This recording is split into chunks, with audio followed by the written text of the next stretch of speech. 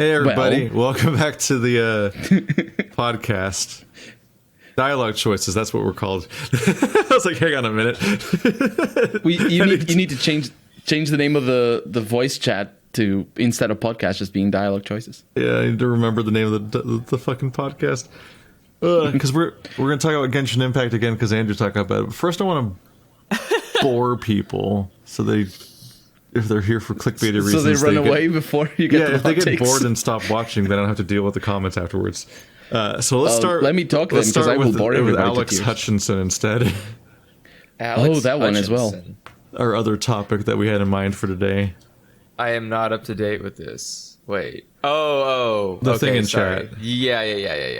Mm-hmm. This has been the hot topic. It's been fucking everywhere. It shows up in every text feed. It showed up on the Philip DeFranco show. I was like, what? Why? Okay. Well, I mean, that's not surprising. Doesn't Philip just talk about whatever is like trending or hip? There's definitely like a gossip element of the show. But I was Linus Tech Tip had a podcast about it as well. He's not drama alert. Now, hold up. No, but there's just like there is definitely a part of the show that's just like, what's the Twitter controversy of this day?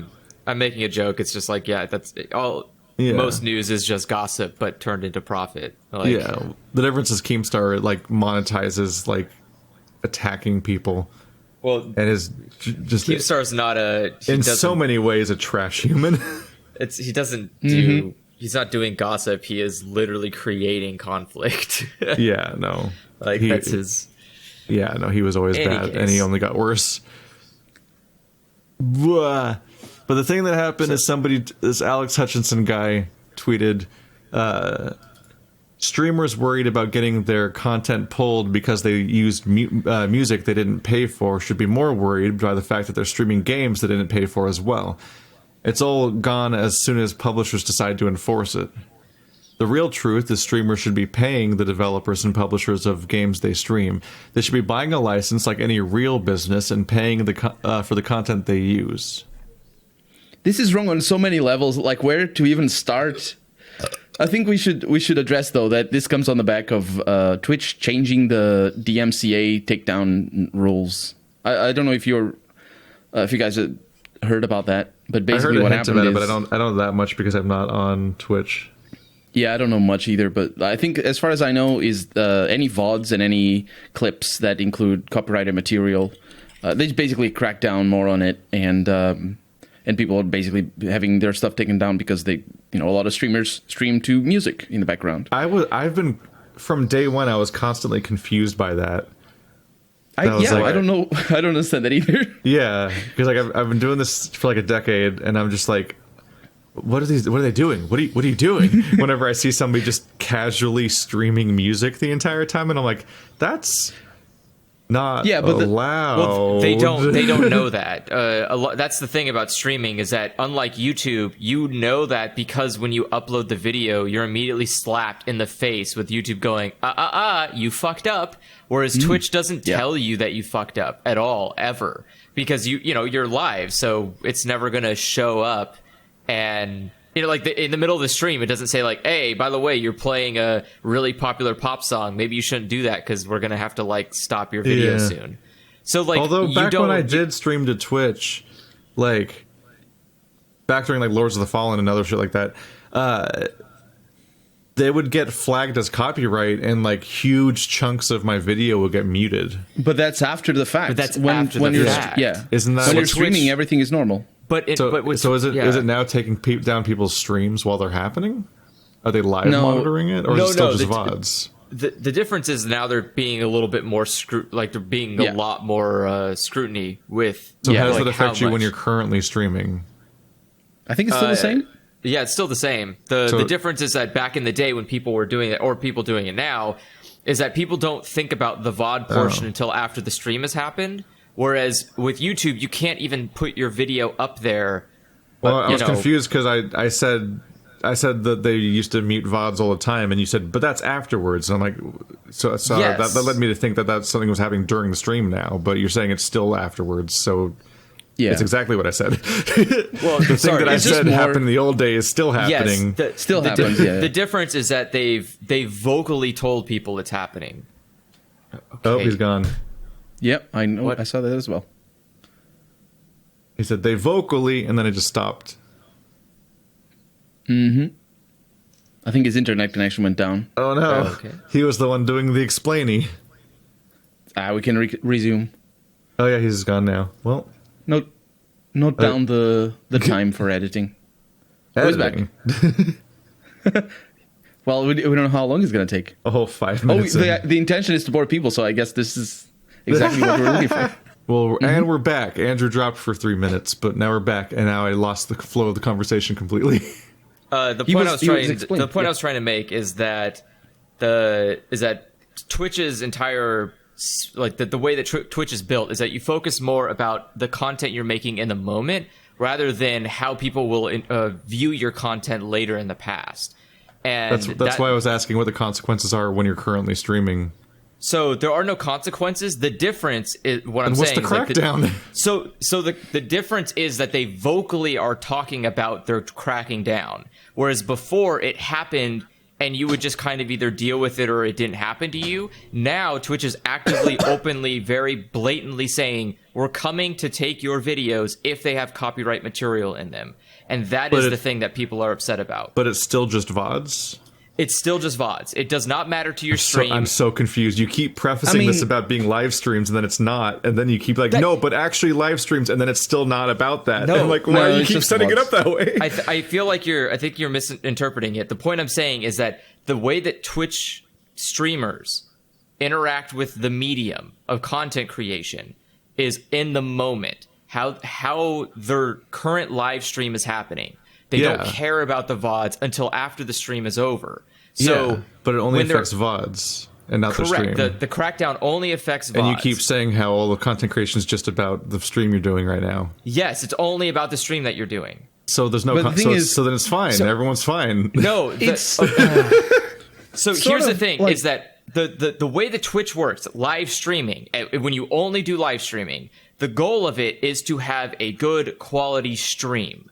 Yes. The moment the stream is over, then you think about, the VOD, are there any good clips to get out of it? Blah, blah, blah. The problem is that... Just record. Yes, Keith, but the problem is that's This is not how such a Twitch is a non-issue. medium. It's not how the It medium isn't works. a very big issue, though, because we're talking specifically about Alex Every Hutchins. streamer can be recording. It's easy. I do it every time. Yes, Keith, but that's not... That's not how Never most mind. people do, though. So the whole it sounds like the whole problem is like, oh, my VOD might have some parts muted from copyright music, so I should also be running a recording at the time. So if I want to have clips later. Yeah, I also Easy. think it's really... I think it's really easy if you just learn how to fucking change a tire, so when your car tire breaks, you don't have to call somebody. It's but people literally don't do the that. other button next to the one you're already using. Yes, and it's literally just a fucking screw to take your tire off. It doesn't require rocket science, but people are fucking idiots. They It's won't worth do the pointing basic out- shit. People worry it's about worth their car pointing out- stuff because if they do it wrong, they can die. If this is people's jobs, if they do it wrong, they will die. No, the stakes are not like that for a clip. That's not an equivalency. The thing is, No, it's not for the clip, it's for the this is not VOD. Like, it's not the same level. Like the discussion around the monitor or the DMCA takedowns is nowhere near as big as the discussion around Alex Hutchinson's tweet. His is a to the point dumb of hot that's take. not what. Sorry. I said his is just a dumb hot take. This is like Yeah, but the thing is, like, it was platform sort of a change. non-issue. Like, people were talking about it, but the hot that's just take is what everyone's talking about. Yeah. So because it was sort of a non-issue, like the whole thing about copyrighted music. It doesn't sound like a problem at all. It sounds like nothing. It just adds to the context here of his tweet. Yeah, it's just tweet, what he 'cause was talking about. Yeah. That's why I brought it up. So who wants to talk about it? Because I have thoughts. I don't really. I have to say I don't really have much of an opinion because it's kind of like someone shouting a dumb thing into the void, and it's like, yeah, that's stupid, and then I just move on. Like, it's a stupid thing to say, and no one thinks you're right for it. I don't think. I mean, the tweet does have 8.2K likes. It's also coming from somebody without really any clout to his name. I mean. Yeah, It's not like he's not like some important congressman who's changing copyright law. He's not. He's a guy that worked. He's a guy that worked on Journey to the Savage Planet. he works on what? He's an executive, basically. He's a creative director at Montreal Studio. Okay. Yeah, but that's really... for Stadia. That's Stadia Games, and for me, what's interesting about this is that he's right. I don't think he is, though. I think his first tweet is right. I think his second tweet is wrong. That's an interesting. To be, and that it may not be as clean as that, but it's kind of what I mean. My point is that, and this is like a controversial thing sometimes, but it's like I think sometimes people warp reality to fit what is convenient to them or the narrative that benefits them, and not necessarily what is technically true. And when I was thinking about this stuff, I always think about like, I'm a Let's Player. I do commentary over video games, but the more I look at it, the more I'm not really convinced that actually that Let's Plays are protected by fair use. Like, I don't necessarily think that they are. Not. I think it's kind of. They are. Yeah, like I think it's kind of a thing people throw up there because it's convenient to them, and it works out of reality. But in reality, Let's Plays are like are a completely untested legal gray area that has been willfully untested by the people that could be enforcing any of this. I think by the nature of it being an interactive medium, it cannot be, it does not fall under it falls under fair use. Because it probably depends on the game. Because you have changed the media by the way you interact with it on top of your commentary. No one else can have the exact same experience you do. That's not what fair use means. But yeah, I know, but I'm saying that like you're not. That's important though. It's not what fair use means. Okay, fine. Give me a second. Let me bring let me bring that particular argument about whether it's protected or not into a more immediate realm. What do you do, Keith, when you want to Let's Play a game? I personally contact the developer, or if I can't contact the developer for some reason, I actually look up to see if the developer publicly allows people to stream. Every game that I play on my channel and on Twitch, I either got in contact with the developer to ask for a key or for permission. Sometimes I already have the game and ask for permission.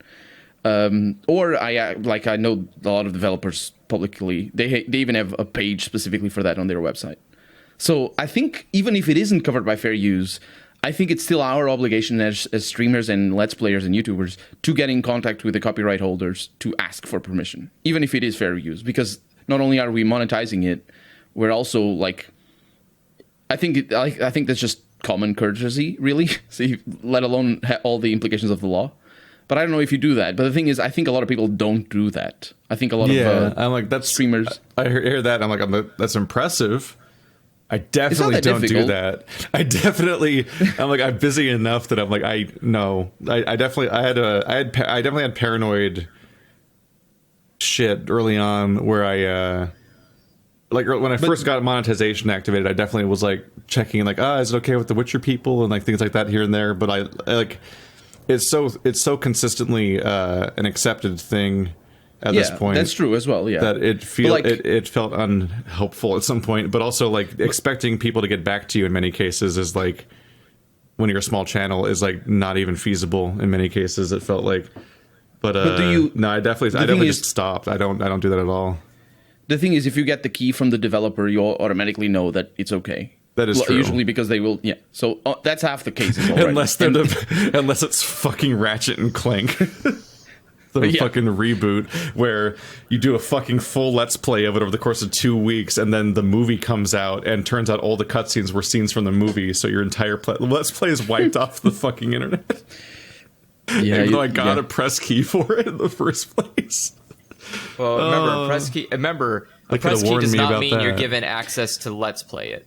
But usually they will say, like, this is a key for a Let's Play, though. It's sort of implicit. Like, if you want to... No, they have to explicitly tell you it's for Let's Play. Otherwise, you are breaking fair use. They did not give you permission to record it. They gave you permission to use your platform to promote their game using in a review sense. That's also true, yeah. That is only why key distribution exists. It does not exist for Let's Players. It exists for giving press early access to a game so they can build a review that they then share with the people on their platform. That's the whole reason. But my point people abuse the key system for Let's Playing because they go like, yeah, I'm press, I'm sharing the whole thing, and that's it. I don't There's think they abuse that though. Oh, trust me, it's abused, and there's no checks and balances there. And, like, everyone abuses the key system. There's not like news reporters. I'm listed as press on various websites that give you keys, but it's specifically and under a category of.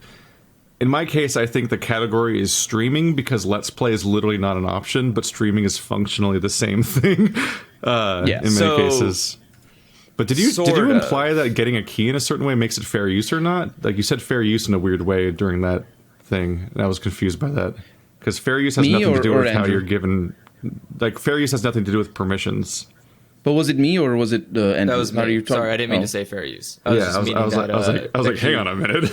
What I mean is, if you think about it in these terms, then there are things that we as streamers and professionals and people who gain money with this, there are things that we have at our disposal to look after. You know, in terms of either permission or a relationship with the publishers, and it's not a guarantee, because even if we get a permission today, if they say, okay, you need to remove it like in a year, it doesn't matter that they gave you the permission; they can revoke it, and you'll have to remove it. And you're powerless in that exchange, regardless of what is determined to be right or not. The way that the YouTube system works is that they can pretty much just take things down because they feel like it. Yeah, because any channel that's like given the power to like essentially moderate other channels. I'm not entirely sure how their accounts work, like what kind of account they have and what its rules, like its mechanics are and its interface and shit. But I'm constantly at the mercy of things that are just like, yeah, just fuck you.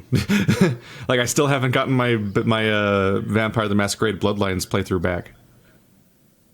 And it's like, it's been a year now, and I sent another appeal in for another one of the videos where in it I'm like, hey, can you please release this, but also all of the ones on my channel? Because you've literally declined some of them, even though, like, at the time that this was happening, it immediately came up that this was a mistake and it was reversed, and they stopped claiming new things, but they didn't release the ones that they had claimed. But you have to manually request them, but they only get around to it sometimes because, like, who knows who's running that account and whether they're paying attention or not. It's a whole thing.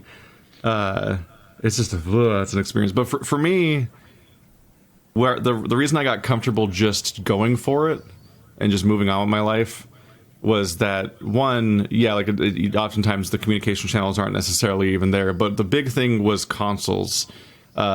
Sharing mechanics got so built into most of the gaming platforms as a de facto thing that at some point it's like almost it feels like at some level, like, by agreeing to put your game on this platform, you're agreeing to it being streamed because that's a feature of that platform. And so, like, every random layman who is not in any way making a job of this or whatever is just already casually streaming to, like, their one or two friends, and then that's a public VOD on the internet, and that's just a thing all over the place on both YouTube and Twitch and so on, and also on a PlayStation's whatever its weird video ecosystem is that you view through PlayStation, where I don't remember if that's community hub.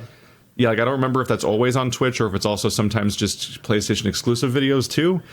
I don't remember how that works, but it's both. Like one of the most, well, not even one of them, like basically the most popular controller of this console generation has a share button on it that streams video. Like, at some point the fucking seal broke and it became the de facto landscape of everything until something changes it. I'm not saying that makes it the world has changed. I'm not saying that made it so that it was then officially and proven to be legal. I'm saying it just made me stop worrying and just kind of go with it.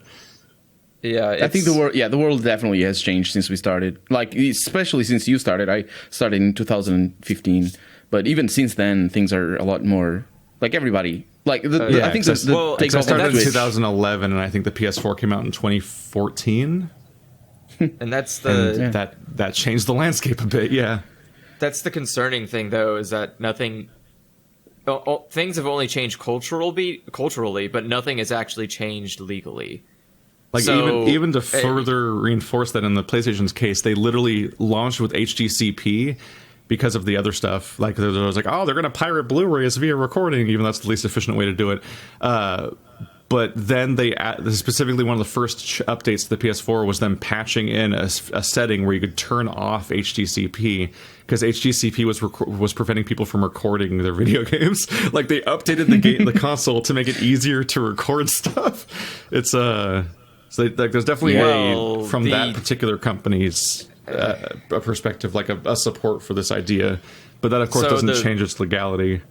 I mean, a bigger reason that they did that is because not every television has HDCP on it. Then you wouldn't be able to play. Yeah, there was a big issue where there were a lot of people in China who had knockoff televisions that could not use the PlayStation, and it was such a big problem that they needed to add a way to turn it off, because otherwise these people could not use the system.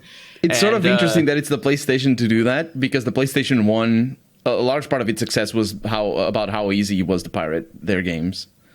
I mean, Sony's always been fairly easy to pirate most things for Sony. Their openness to just sort of like making it easier makes sense. I spent the last week trying to find a legitimate Wii that worked and could play GameCube games, and half the ones I got had like a homebrew bizarre, like I'd like hook them up and turn them on, and they had a bizarre like custom theme and a bunch of pirated games from other consoles on them and stuff, and I was like, huh? Yeah, I just want to play Eternal Darkness. Yep. But yeah, no, I mean, I think the whole thing about Atlas and what they do with people who let's play their games, like, they do that because they legally are allowed to. And they have every right to. Like, they are in the right. Everyone but they also do that because they don't know what they're doing. Like, they literally don't understand the benefits of having people play their games on Twitch and on YouTube. Or they just don't give a shit. And they don't have to. They legally do not have to give a shit about No, they don't. Yeah, I'm not saying that that's illegal. I'm saying that I think that if they understood the medium, and when I say medium, I mean the streaming medium and the Let's Playing medium. If they understood it, then they wouldn't do that. I think they understand it. I say that as a streamer and as a Let's Play. And I think they don't give a shit. Like, they're a company that have completely different values from other companies. Like, Atlas, the way that Atlas approaches their games is just different. And they don't think that the way that people play the games online is in line with the way. And it's like, I don't agree that shutting down channels is okay, but that's YouTube giving them that power. Atlas doesn't have that power themselves. Think about all these issues, and now you remember you said he works at Montreal studio. He actually changed Alex Hutchinson. He changed his bio because I think he was bringing too much heat onto Google and Stadia, because he works as a creative director for one of the Google creative studios for the Google Stadia. Oh yeah, I did originally say Stadia. And people are responding to that. And now think about this issue in regards to, like, it's like he's literally throwing stones with his glass roofs. No, he's not. He's not throwing stones at all. What are you talking about? The thing is, you buy a game on Stadia, and if the copyright holder decides to not allow you to stream your own game over on their service, then you stop having access to that game. Yeah, it's very much like it happens with Steam. Does Stadia work that way? Yeah. Stadia. Yeah, it's because you can't download anything locally. What? It's a game streaming platform. Literally, that's in the bylaws. It says that's a different use of the word stream, though. No, the thing is, you're still streaming the game. Yeah, but I mean, like, when we're talking about live streams, we're talking about the idea of, like, it's like the equivalent of, like, I'm showing this movie to a home theater of people, and they're like, you can't do that once there's like 5 people or whatever. It becomes like you need a theater license or whatever. Stadia is no different. Just getting a video stream to yourself as a delivery mechanism of the game is very different from streaming to an audience, even if they both use the word stream. What I'm saying is, though, that I don't feel like that's a contradiction at all. No, what I'm saying is that they're at the whims of the publishers as well.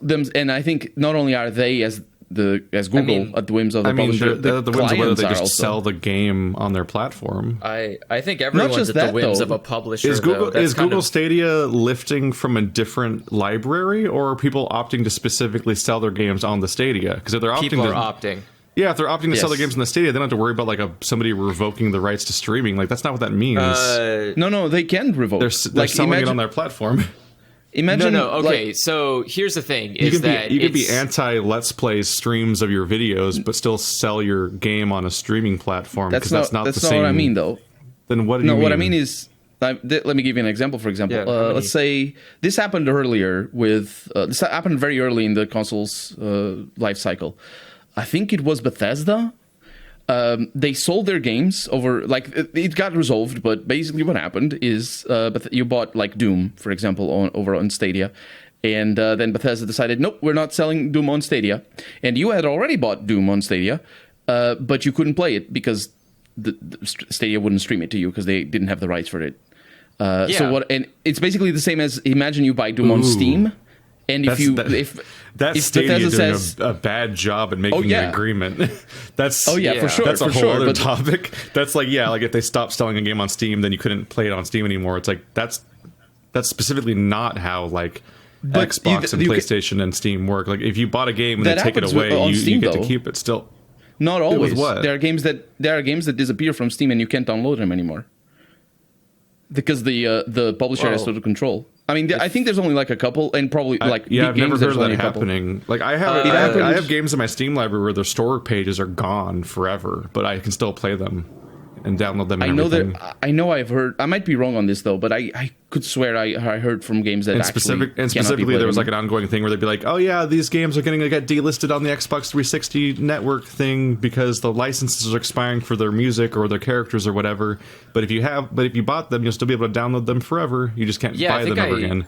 I think I still have like Marvel Ultimate Alliance when Disney took over and then it got wiped off of all platforms. But if you had the digital copy, I think you could still download it forever. Yeah, that's usually how all these stores work. That's why it's really fucking weird if Stadia bungled it so hard that different, though. People's purchased games could be vanished. But I think no. So again, that's like buying a book and having it get deleted from your Kindle because it's no longer for sale. And it's like, excuse me, that happens as well, doesn't it? Yeah, that does. I heard that via the Omegaverse video. Yeah. There was a DMCA takedown of that person's book, so they fucking took it off of people's Kindles. It's like, wait. You already sold that to them. You can imagine why this is such a complicated stance for him to take, because he's literally working for a company that is at the whims of the publishers themselves, and their clients are at the whims of the publishers. Is that the whims of them? But I feel like it's. I just don't feel like it's a really direct comparison. I feel like they're different conversations.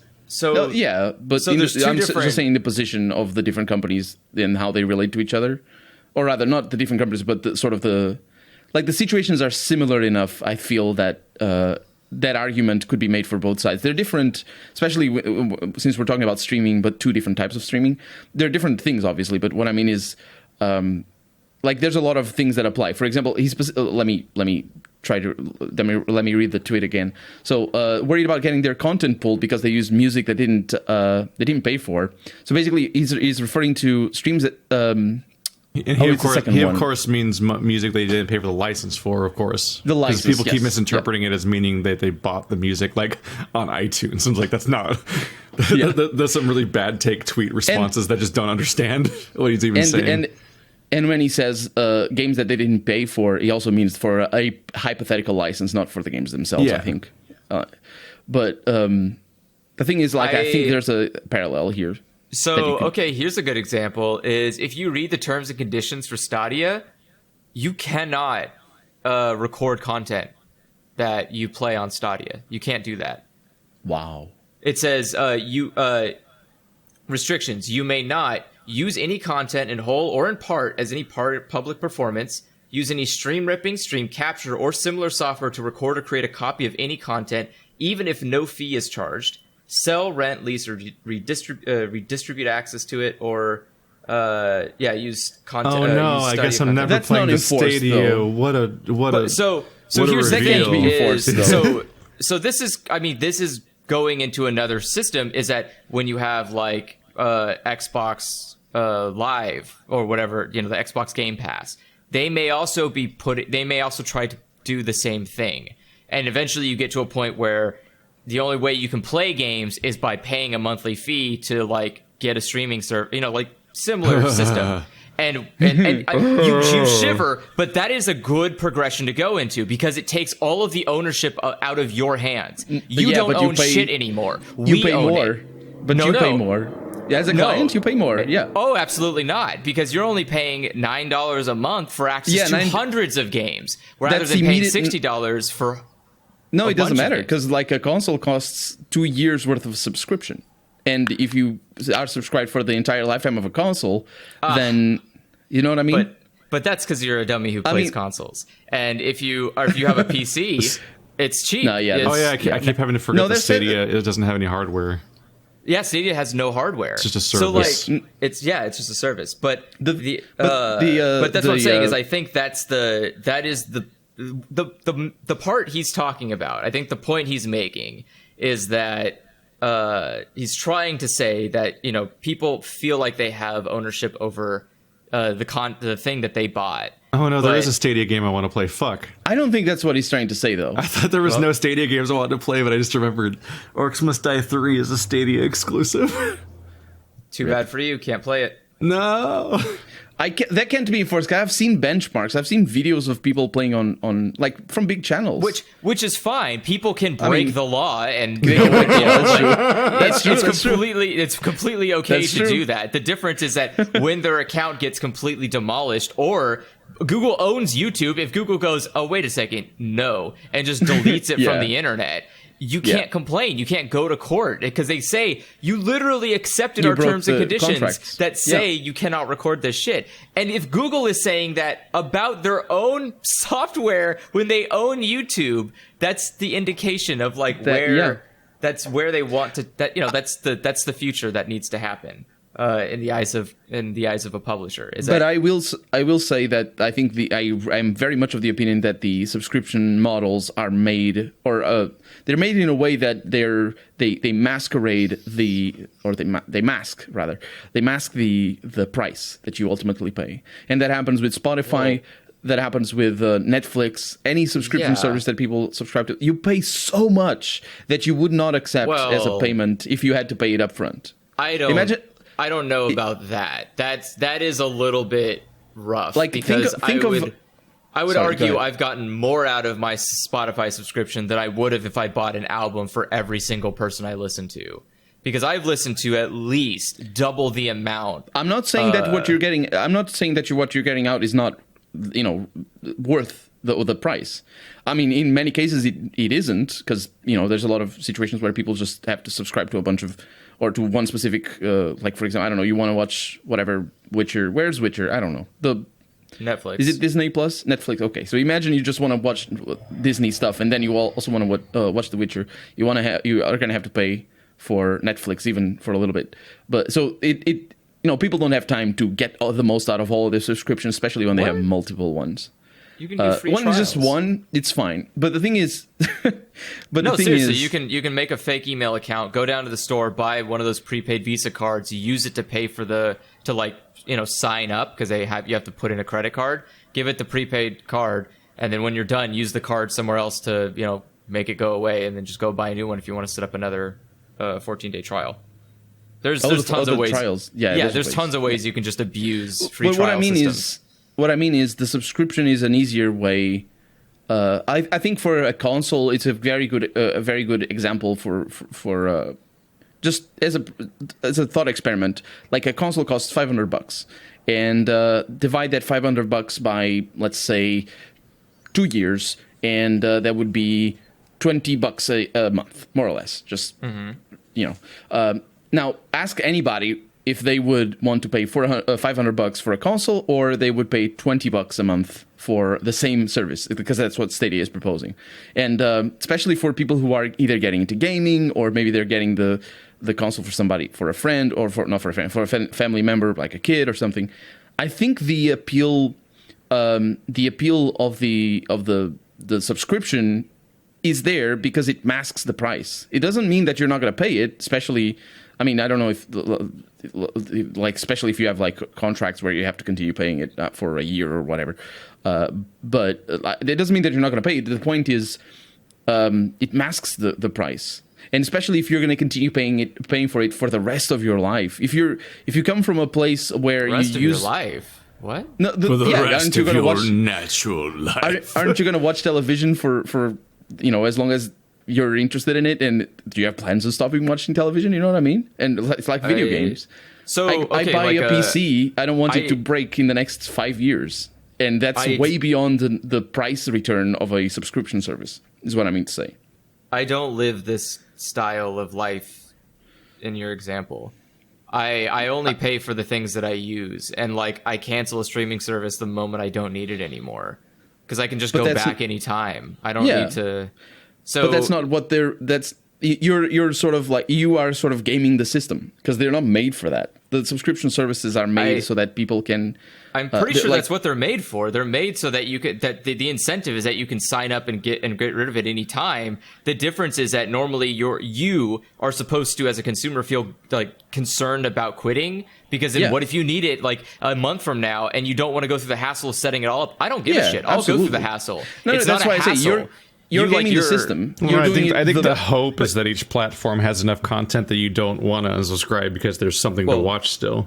Yeah, that too. But which is something that's for me has only ever been true of Netflix and no other platform. It's always like, you always like watch the 2 Hulu shows you wanted to watch, and you're like, all right, so that was my experience with Hulu as well. Yeah, that's what like the only streaming services I pay for is Crunchyroll and Funimation.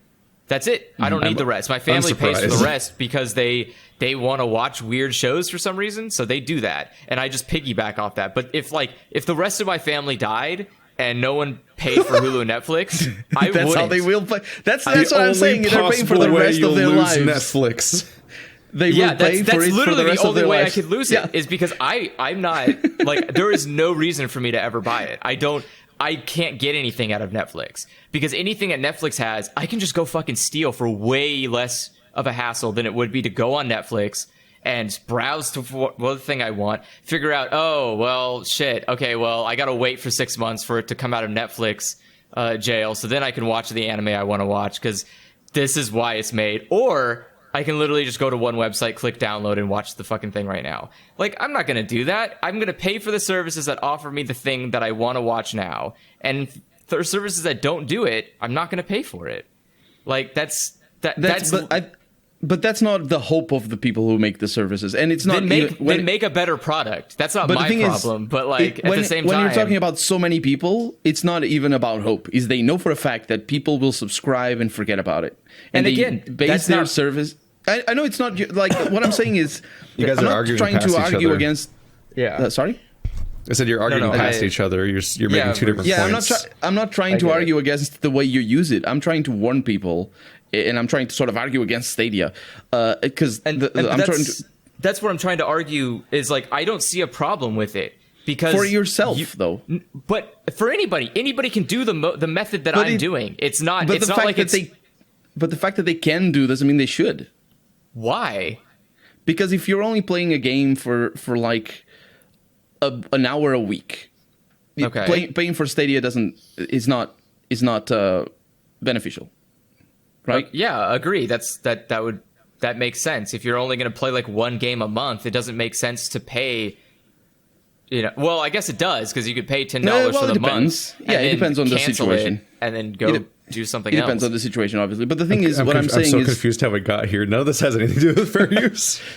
No, yeah, that's true. Yeah. I'm sorry. We're sort of like circling around each other's spiral argument. down a streaming thing because then we're talking about how you get your content and the fact that the way you get your content in the future may not be viable for Let's Playing because contracts may make it so you can't even stream the content you're getting. And I just think it's such a stark contrast between you having bought a Sega Genesis in 1993 and having Sonic 2 or something in there and still playing it today. You can go back and play it. You have the hardware.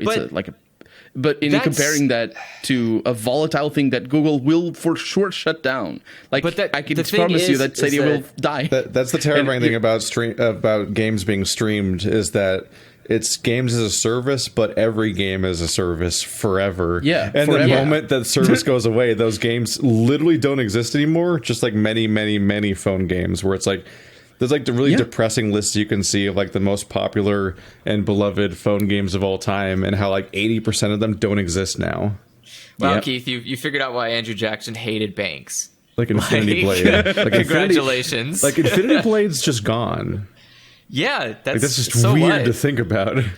Also, it's not really. You can still download it. But it's like it's those processes there, and that's going to be an increasingly tenuous process of like emulation steps to try to figure out how to make this like old thing work because it's not supported by any real platforms anymore.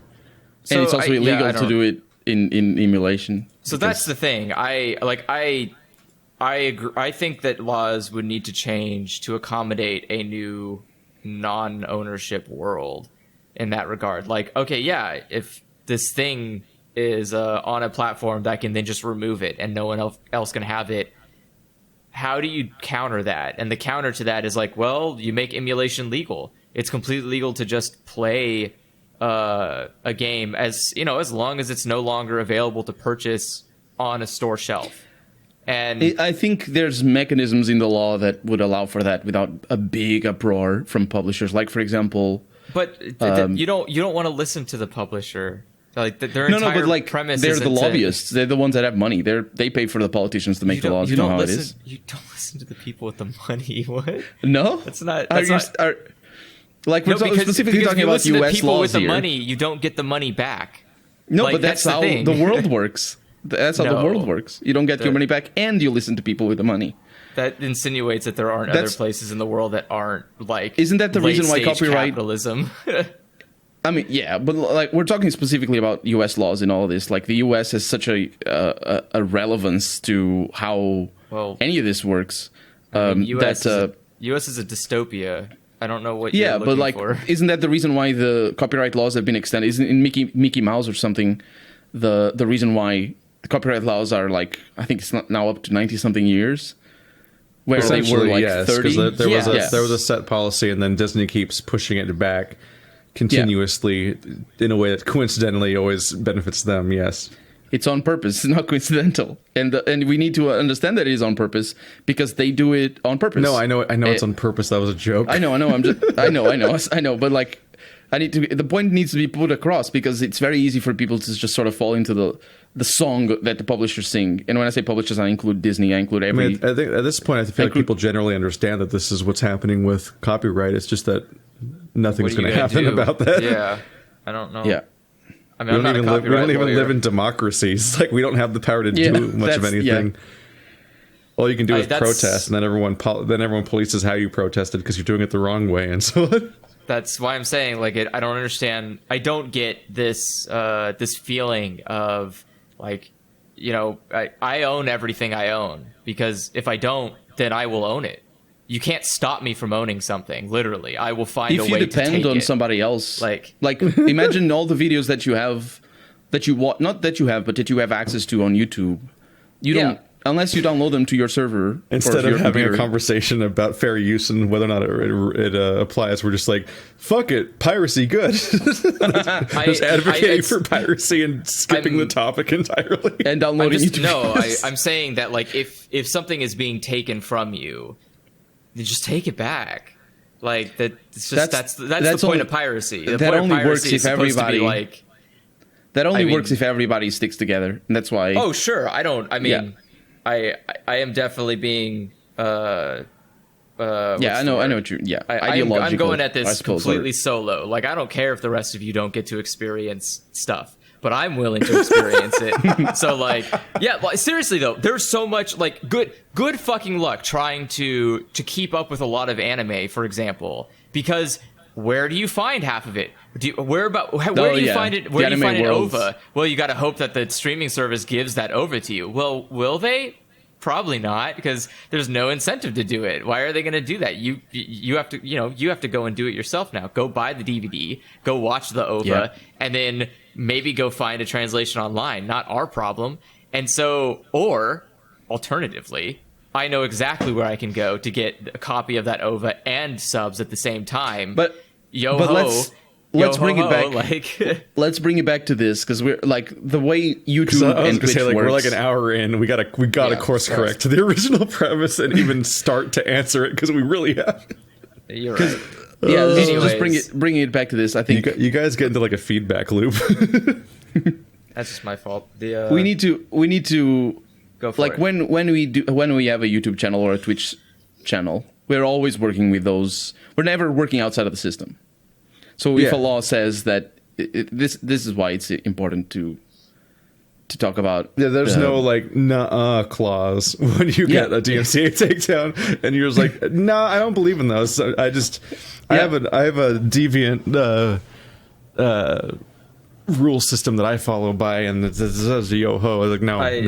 I'm thinking about like products, not content. Let's read an article to the audience, because I feel like a lot of people don't actually know what fair use even is, or they only know it in a really vague way that's been warped to better benefit the people that benefit from saying everything is fair use all the time, in a way very similar to like when I was on the early internet. You'd always hear like, no copyright infringement intended. And it's like, that's not how anything works, sir. What do you think?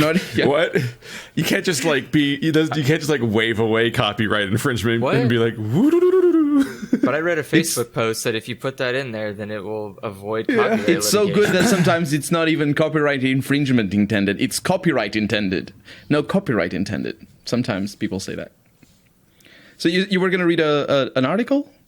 fairuse.edu/overview/fair-use/what-is-fair-use. Link in the description. If I remember. Can you post it on?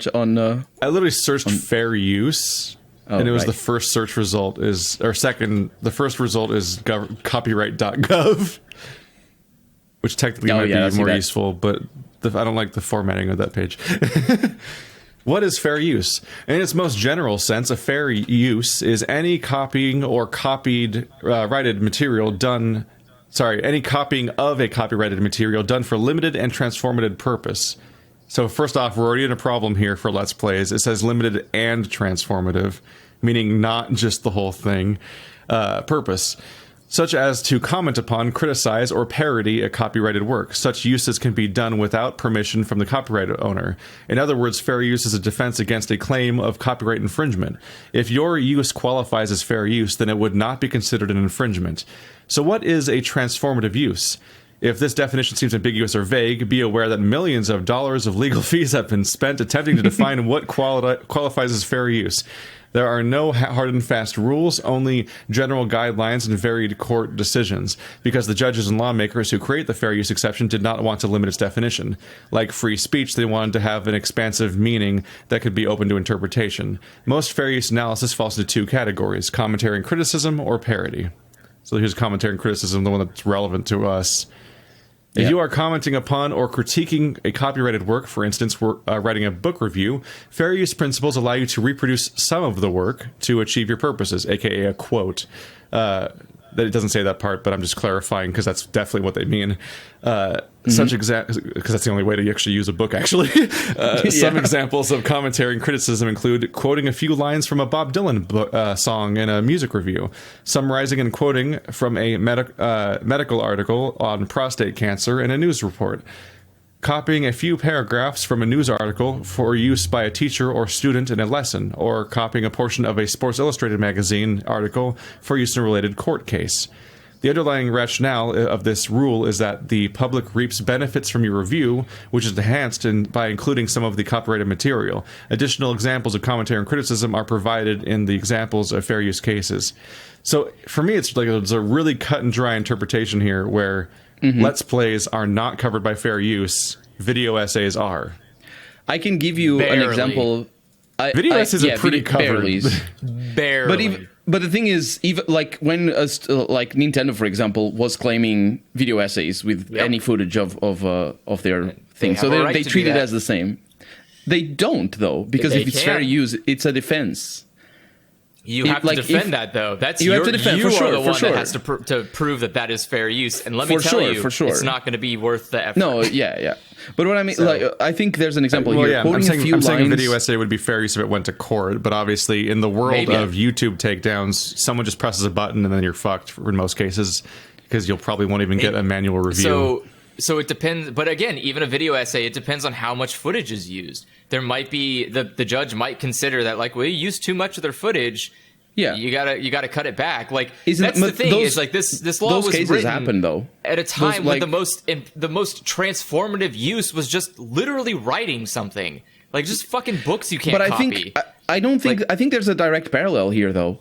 With proven examples, like the specifically the first example saying, quoting a few lines from a Bob Dylan song in a music review.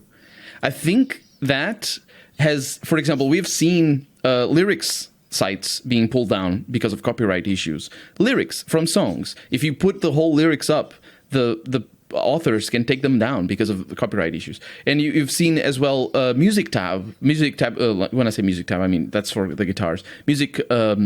What's the word? Sheet music for songs. Like the thing that you buy is the song itself, but if you sell the sheet music for famous songs, that's copyrighted material as well. And that has been like there's a rich and varied history of people being sued for copyright infringement, specifically in selling sheet music. I'm not saying shit. I'm saying sheet, right? Yeah, sheet. Yeah. Get out of here with all your shit music. Yeah. So I think if you think about it, website dedicated to shit music. I mean, I guess you could. if you think about it like games, it's the same thing because you're not really allowing anybody to play the game when you're putting it up on YouTube or on Twitch, but you're still sort of you're showing the game in its entirety, or maybe just in partial. But it's the same thing as music. As either if you look at it from the lyrics perspective or by how the notes that you have to play if you're going to play the music or play the song, and in music that happens. So it's very obvious that it of course can happen in games. So I think what Keith is saying, that Let's Plays are not covered by fair use, is totally correct. But I think it's easy to understand that if you compare it to the case of music. Oh yeah, it's like saying that my fucking like theater cam pirated video of a movie is legal because there was a guy in the corner that wouldn't stop talking the whole time. You're just there to listen to his conversation. It's like you're still showing the whole movie. Yeah. It's like obviously we put our personality in there and we make the show about ourselves too, and like people ultimately subscribe for us and not for the games, because otherwise you're just a library of content. There's no real reason to subscribe. So it's like a personality-driven thing, and the reason why YouTube channels exist is because of the personality of whatever person is on there, and that's why people stick around. But it doesn't change the fact that you're still doing something that isn't really proven to be necessarily legal. It's at best a thing that the entire industry has just kind of decided not to shake the boat on for the most part, because they all benefit from it. Yeah, I think it's not even they don't want to shake the boat. I think they know. I mean, I just need to look at my 118 emails that I haven't read, that are most of them about from companies sending me keys to play their games. Which, and I have a channel that if they explicitly say we want you to do a Let's Play or play this video game on your channel, that is asking you to do a thing. But I think the industry as a whole knows that. But it's just that. I there's one thing I know. It is you never ever assume what a company is trying to say, because it's never right. That's what I said right at the beginning. You should never assume. So yeah, they just give you a key and they're like, here you go, you can use this. That doesn't mean you can Let's Play it. That just means you can play their fucking game. That's the bare minimum I'm willing to trust a company on, giving me a key. It's like, cool, I can play your video game. I always get back to them asking to monetize, and like if I get a key, I always say that. Like there's a lot of implied trust sometimes. I think EA specifically says in their terms of use you can use their games for Let's Playing. Like it's just there's a lot of companies that do that. Yeah, and we mentioned The Witcher, or Keith did, and God damn it. I think. What happened? I was just curious. Because we were talking about email correspondence and so on, which I don't love doing to begin with. It's kind of like calling people on the phone and shit. Same. Yeah, but at the beginning of this month, I had over 600 emails, and I was able to finally pare it down in a big binge session. And I just checked again, and I have, in my gaming PR folder, I have 200 emails again. It's like, fuck. Jesus. This is They're why like white part of why hairs. I've given up. You don't trim them, because otherwise more of them show up. It's like wet hairs in your head, which I definitely don't have any of, by the way. So, like, I think the industry, just to buttress my point here, not buttress, but I guess solidify my point, the industry knows, and this guy I think is attached. But what I think like what my biggest thought is his second tweet. The real truth, he says, as opposed to the unreal truth, is the streamers should be paying the developers and publishers of the games they stream, and they should be buying a license like any other real business or any real business and paying for the content they use. And I think this shows that his perspective of streaming is completely detached from the reality of 99% of people who stream. He's he's not wrong, but I think he's definitely phrasing this in like a really dumb way. But what I'm saying is it shows his perspective, because he's only looking at the big streamers who have thousands of people watching. Also, and he's thinking, I want to... It's a thing that logistically would make it so that Let's Plays would have never happened in the first place, yes. Yeah, because absolutely. Everyone starts from zero. Yeah. And when you start from zero, you don't have an income to spend on licenses and whatever the fuck that even would be in that case. And so you can't really... and if it came into practice now, that would mean that like no new channels would come into existence because no one could afford to start streaming because they need to instantly make enough money from each thing to do the thing. Like even at my level, like especially if you don't have Patreon, like at my level, even my margins are thin enough that if I paid for every single game via some kind of license fee, that's probably significantly higher than obviously buying the game. That would be more than what I make from playing the entire game. Wow, Keith, I can't believe you figured out what the giant core of why radio is dying as an industry. Congratulations, you figured it out. And radio has a lot of protections, actually, in comparison to other... Radio is such a fucking At least bad here in investment. Portugal. You have to spend it so is very much expensive, to get started, and then the payout you get from it is so... Radio garbage. is dying. Radio is dying because it's just the old technology that people don't use. Well, also that's this is why. Because you have to pay a license for every song that you play, and then you need to get people to pay you to put their ads in between those songs. And it's not good. And this is like what he's talking about is kind of what YouTube would love to do, which is make you responsible for finding advertisements. Because if they can make you responsible, you'll never fucking make it, and you'll die and go away, and they can close YouTube for so true.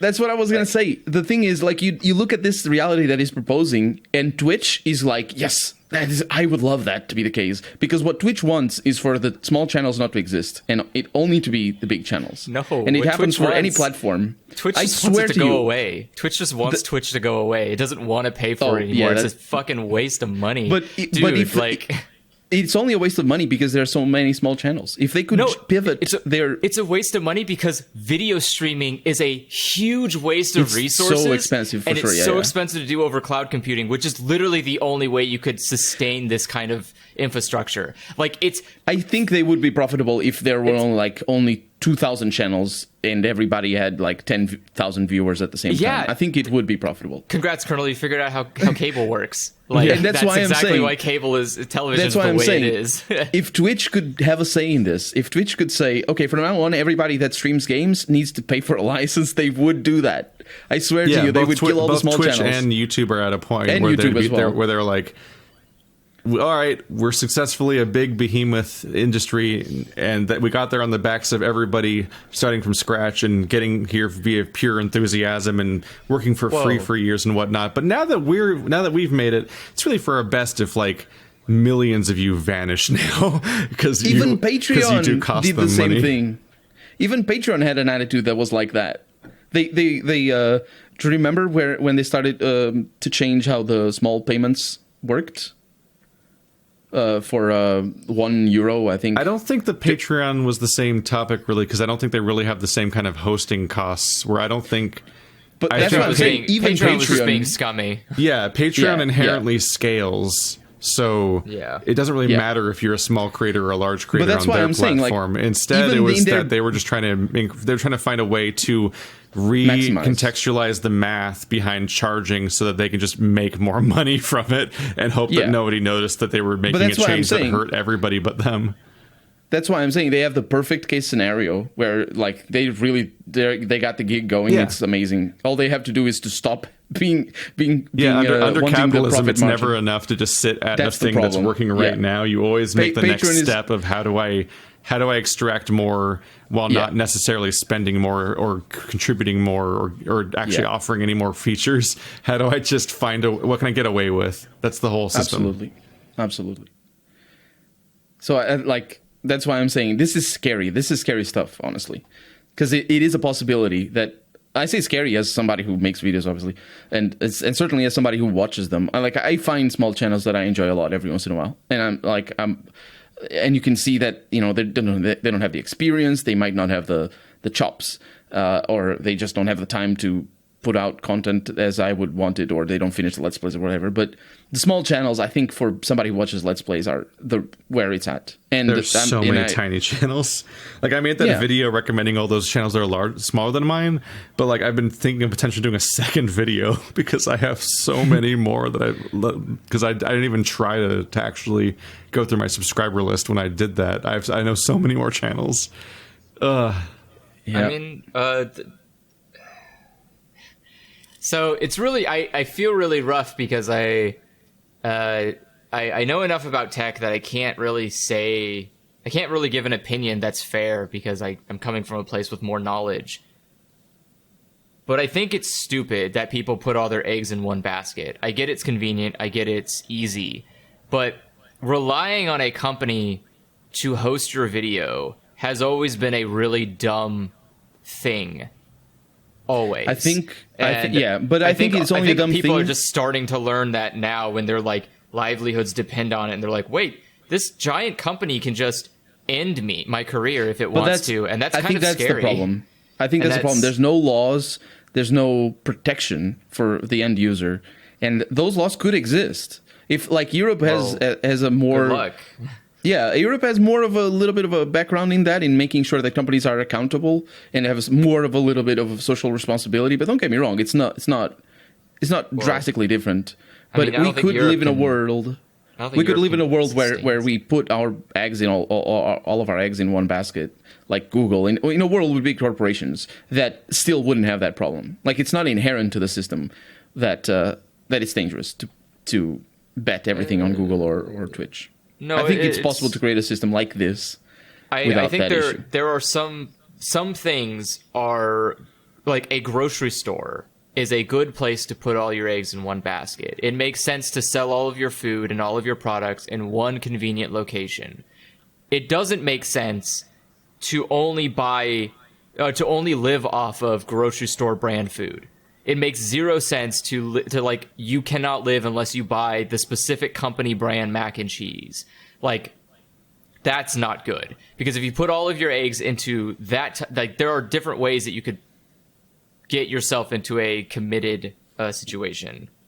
The thing is, that's the difference, is that people are hosting video in one website thinking that because of how many people go to that platform, that is the draw of why it's worth the risk.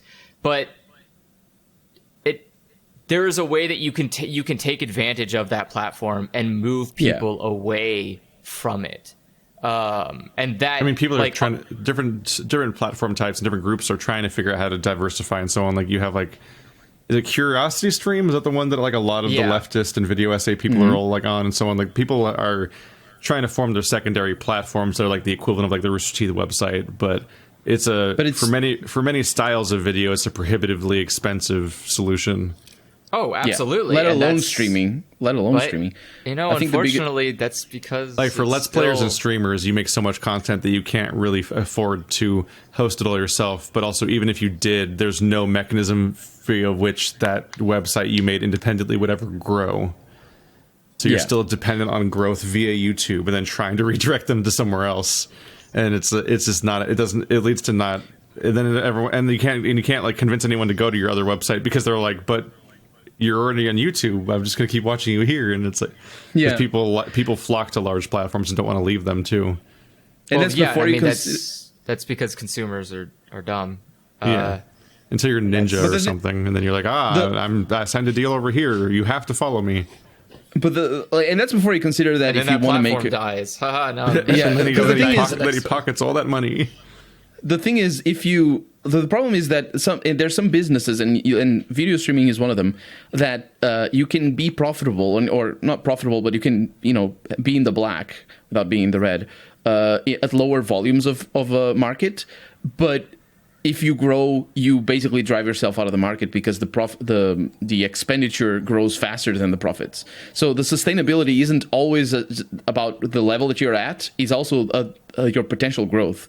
And for video streaming, the more viewers you get doesn't directly correlate to the more money you get, depending on which service or what type of service you have. And Twitch has that problem. The growth of Twitch doesn't directly correlate to the profit that it generates for Amazon. And that's why and Amazon is just bankrolling Twitch because they bought it, obviously, but there's many reasons behind that. But it's a place that smaller platforms can't cope with. This is like, I mean, modern capitalism is fucking baffling in many ways because there's just so many companies that can just start up on an idea and then float on not being profitable for like a decade and be like, and in some cases they're like things like Twitter and whatnot. Like you have platforms that become like cornerstones of modern society because of their sheer amount of success and reach, and they still aren't turning a profit. And you're like Twitter how and does Twitch the and world YouTube fucking even work? That's true. Deception. It's so fucking strange. I mean, it's that wasn't the case with about, Twitch, though. Twitch was profitable. Twitch was profitable before Amazon bought it. It was called Justin TV for a few years. I always forget about Justin TV. Yeah, Justin TV. And I think it was when they started allowing people to become partners, when they had market solvability. What's it called when you're good with your solvency? I think it's I've heard. I'm not sure about this, so don't quote me on any of this. But I think that's when they sort of became okay, and that's when they started expanding. But that's the problem. It's that just because sometimes expanding is bad for you, and video streaming is one of those things, especially when you get feature creep and stuff like that, because Twitch has so much stuff going. Well, the problem again is that it costs way too much to stream video to millions of people, and that's why Amazon bought it. Is because Google has their own, and they're keeping it alive because they own their own server, like cloud server infrastructure. If Google didn't own YouTube, YouTube would have been dead years ago. That's why Mixer died. Mixer died just because Microsoft was like, I'm not paying for this fucking shit. This sucks, dude. No, but you also need to consider that it died because it was Microsoft's.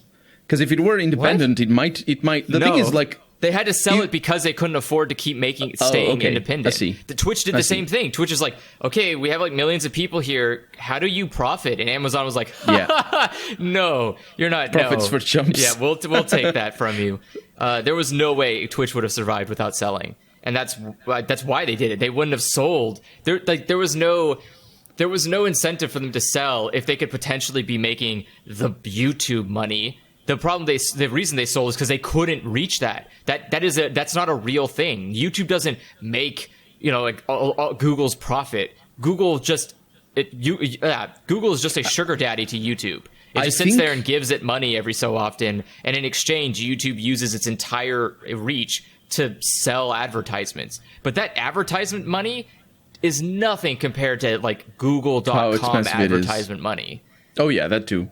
Like, so yeah, it's just like another. Think YouTube is now profitable. I remember hearing something about it like a year ago. I think YouTube Red did that. Yeah, I think YouTube Red was what finally tipped it over, which also makes them have a way of dealing with not only the bad ad prices that we all have to deal with, but also just a way of circumventing all the people using ad block is coming up with a subscription service and trying to come up with features for it that people would pay for. Yeah. And it's also another subscription that I was talking about before. Twitch has that too now, thanks to Amazon. They have Amazon Prime. Yeah. Which, by the way, talking about just confusing money and profitability, I'm just like, Amazon Prime is not very expensive, but it is very expensive. What are you talking about? It's not especially expensive, no. For any monthly service, really. It depends on how much you buy. It depends on how much you buy. I'm talking about I'm just saying the monthly price of Amazon Prime. As far as memberships go, Amazon Prime is a pretty cheap subscription in the scheme of things. Because the yearly cost of it's like $119, and it's like it started at $100. That's about $10 a month, which is not very expensive. That's my point. What I'm saying is that one of the that gives you access to a lot of strange things, and it's apparently so fucking profitable that they can afford to make entire Prime Video movies and TV shows and whatnot, like The Boys and things like that. So it's they're making money, but at the same time there's bizarre elements like how you can pledge part of that money to Twitch people, because if you have a Prime membership, you can sub every month for free to someone, which gives them a few dollars. And I'm like, you're literally giving away a portion of your subscription to a completely different service to this Twitch person. And I'm like, that just cuts down on how much they're making from your overall subscription, because you're giving part of it away to not them. And it's like, there's moments like that where I'm just like, how the fuck does the math work on these services sometimes? Well, how does any of this profit? So Amazon, again, this is because you're looking at it from the what you can see level. Well, that's the thing, is a lot of entire parts of society are just like, this entire industry doesn't profit, and it's made like you have mega corporations that have 17 different industries, and entire arms of their company never turn a profit, but they're just there because Microsoft likes to have a console, so they're going to keep making a console even if it's always losing money. Have you not seen because it's like the market recognition? They're in everything all the time. I was going to say the oil industry is like that, but cruises are the least profitable companies on the planet, and they are somehow the most important for tourism, which is how some countries just survive, and they just suck. They never profit. Every time there's any kind of economic instability, airlines are the first company to go that's it, we're dead. And it's like, what the fuck, guys? It's one of those innocence lost moments where you're taught the myth of capitalism and how it's this magical thing, and it just it made the best man win. We're all on equal footing, and you just got to try really hard and follow your dreams. But in reality, all of the super companies don't make money, but get to be the top people anyway, and make it impossible to compete with them, even though they're not profiting. And then, and then also taxes are bullshit, because every single company that actually does make money then finds ways to pretend they're not making money so that they don't pay taxes. So both these systems are inherently completely fucking broken, and you're like, what the fuck is a person ever supposed to do? Keith, they're not broken. They're designed that way. It's exactly. I know, but I mean they're broken compared to the way you're taught they're supposed to work. The way you're taught, absolutely. I'm saying that the way you're taught is a myth. How Amazon economics. Amazon destroyed the entire world's economy of bookstores and so on, and then keeps spreading to other fields from there.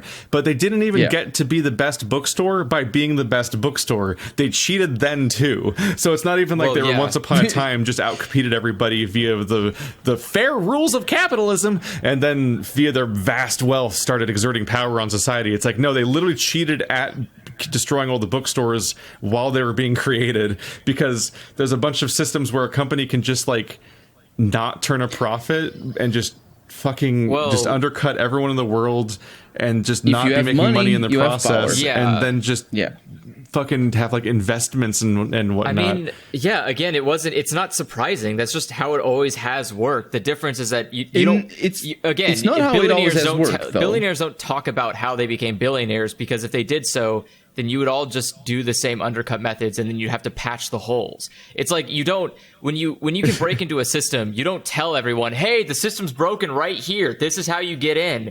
But we know how the system is broken. It's not a secret. Most people don't know how a system is broken. No, most people don't want to believe that the system is broken. That's even worse than them not knowing. Yeah, because that means they'll willfully ignore it, and they'll recoil against it, and there'll be somebody in the comments of this very video that's in patriotism mode, and they have to just believe the things they believe, because it's like growing up in a religion. And again, it doesn't matter, because the hole that you can get into for capitalism requires you to have capital.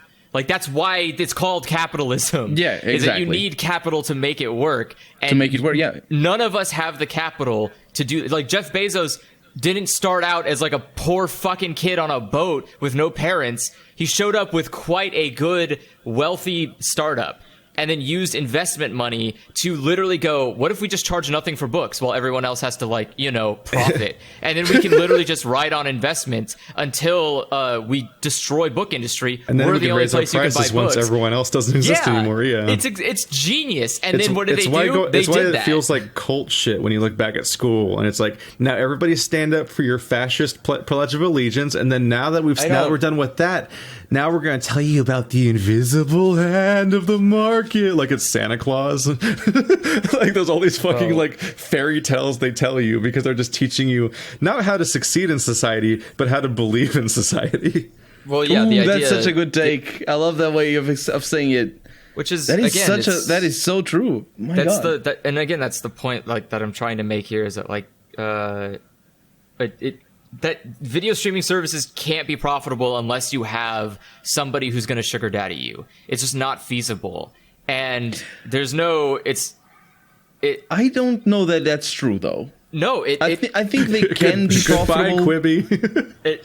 It's gone. Yeah. Why is Quibi gone? That was so quick. It just showed up. It had all of these Hollywood people jumping in on. They had so much I think investment. it's just wildly unsuccessful. That's the thing. I think nobody because used it, It's and- so the line you walk to make a streaming service, even just stay afloat, is so thin that unless you have a big fat fucking net behind you, like Katzenberg, it has his entire career as a safety net, so you can just fall out and do whatever the fuck he wants. But like, you know, the guy who made Mixer doesn't have a fallout. He's just like, well, I made Mixer and maybe it will get bought, and if it doesn't get bought, then I can shut it down. And Quibi was especially fucked because many of these platforms can start from scratch and just like try to break even to keep their costs even with whatever profit they're making and so on. But in the case of something like Quibi, there's a massive front end investment, not just on the technology and infrastructure level, but also like the massive investment they made on like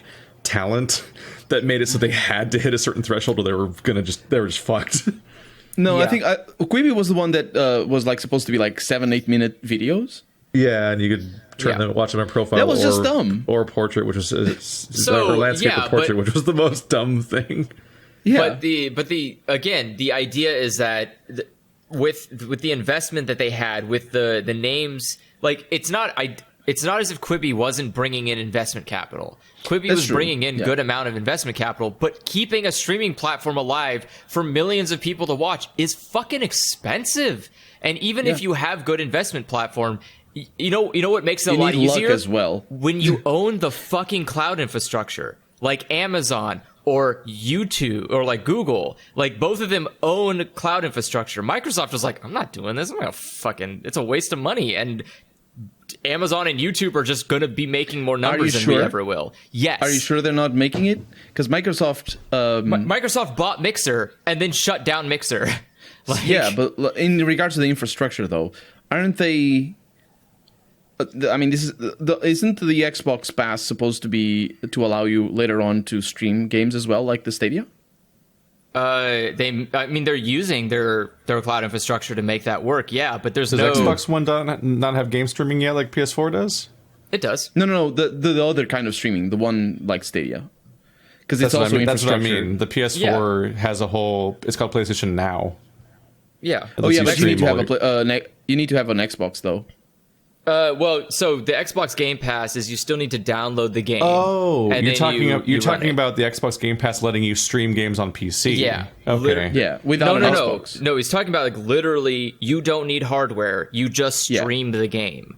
That's what he's talking about. Oh, like to a computer. To like a TV. Yeah. And You always cell need phone. some kind of hardware. Like that's a smart TV at least and stuff. Both Sony and Microsoft are not there yet. And the reason Microsoft is not there yet is because again, the reason Microsoft is not there is because I imagine it's probably a shit hell of a hole to try to do anything like that because the bureaucracy and corporate red tape must be egregious.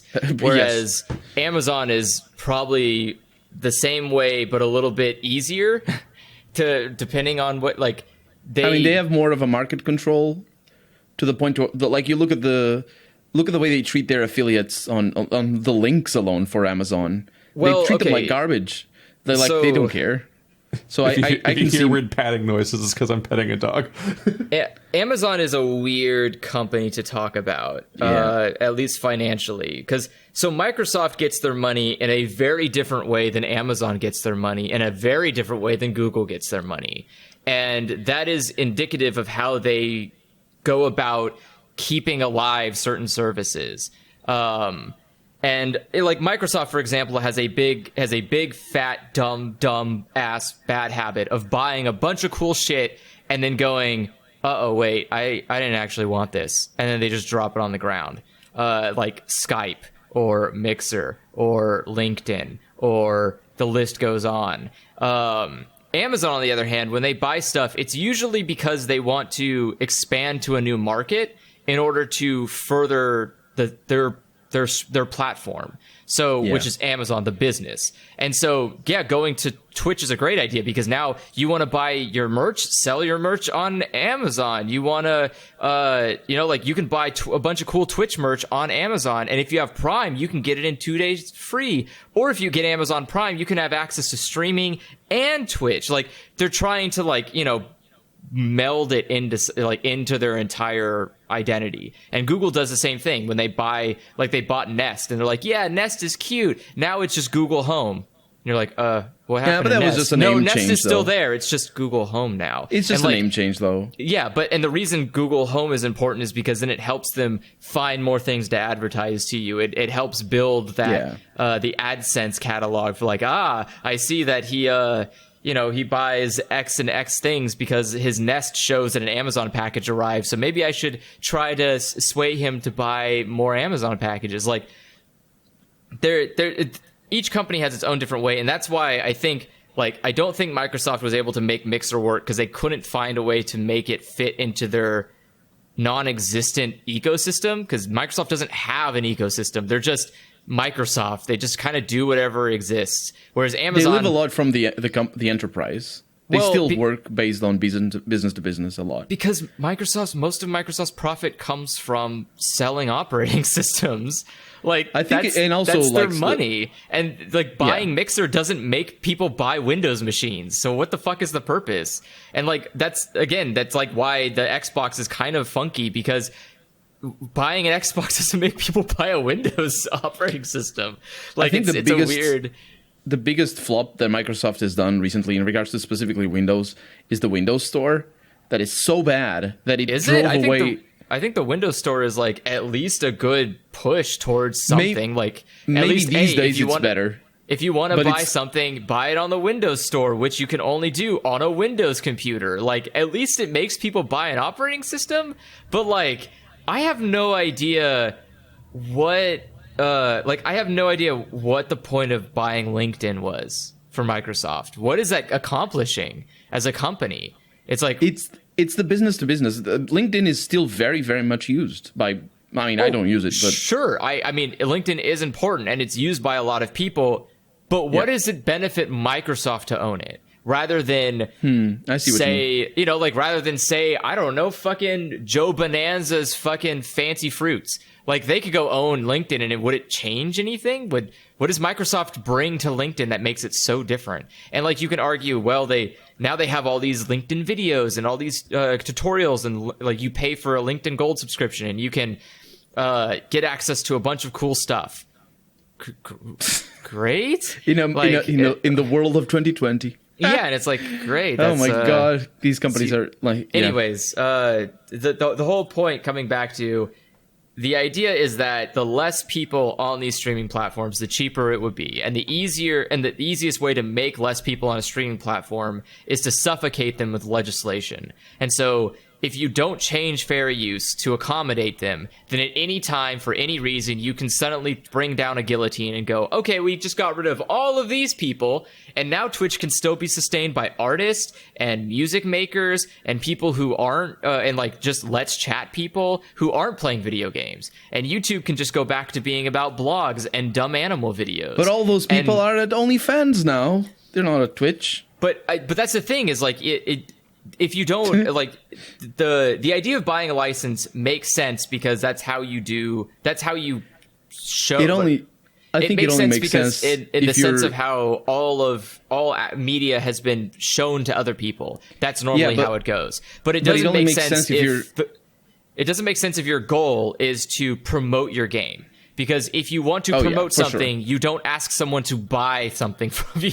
Like, I don't imagine, maybe I'm wrong, but I do not imagine that a newspaper pays a company to advertise on their newspaper. They say, hey, if you give us X amount of money, we'll give you this spot in our newspaper, which reaches this amount of people, which means we can then that means you can potentially get this much back in return from people seeing your ad. And Yeah, that's but- kind of the point. But now you're talking about the more sort of the moral question of this, or of who benefits from Let's Playing. I'm more just talking about streaming.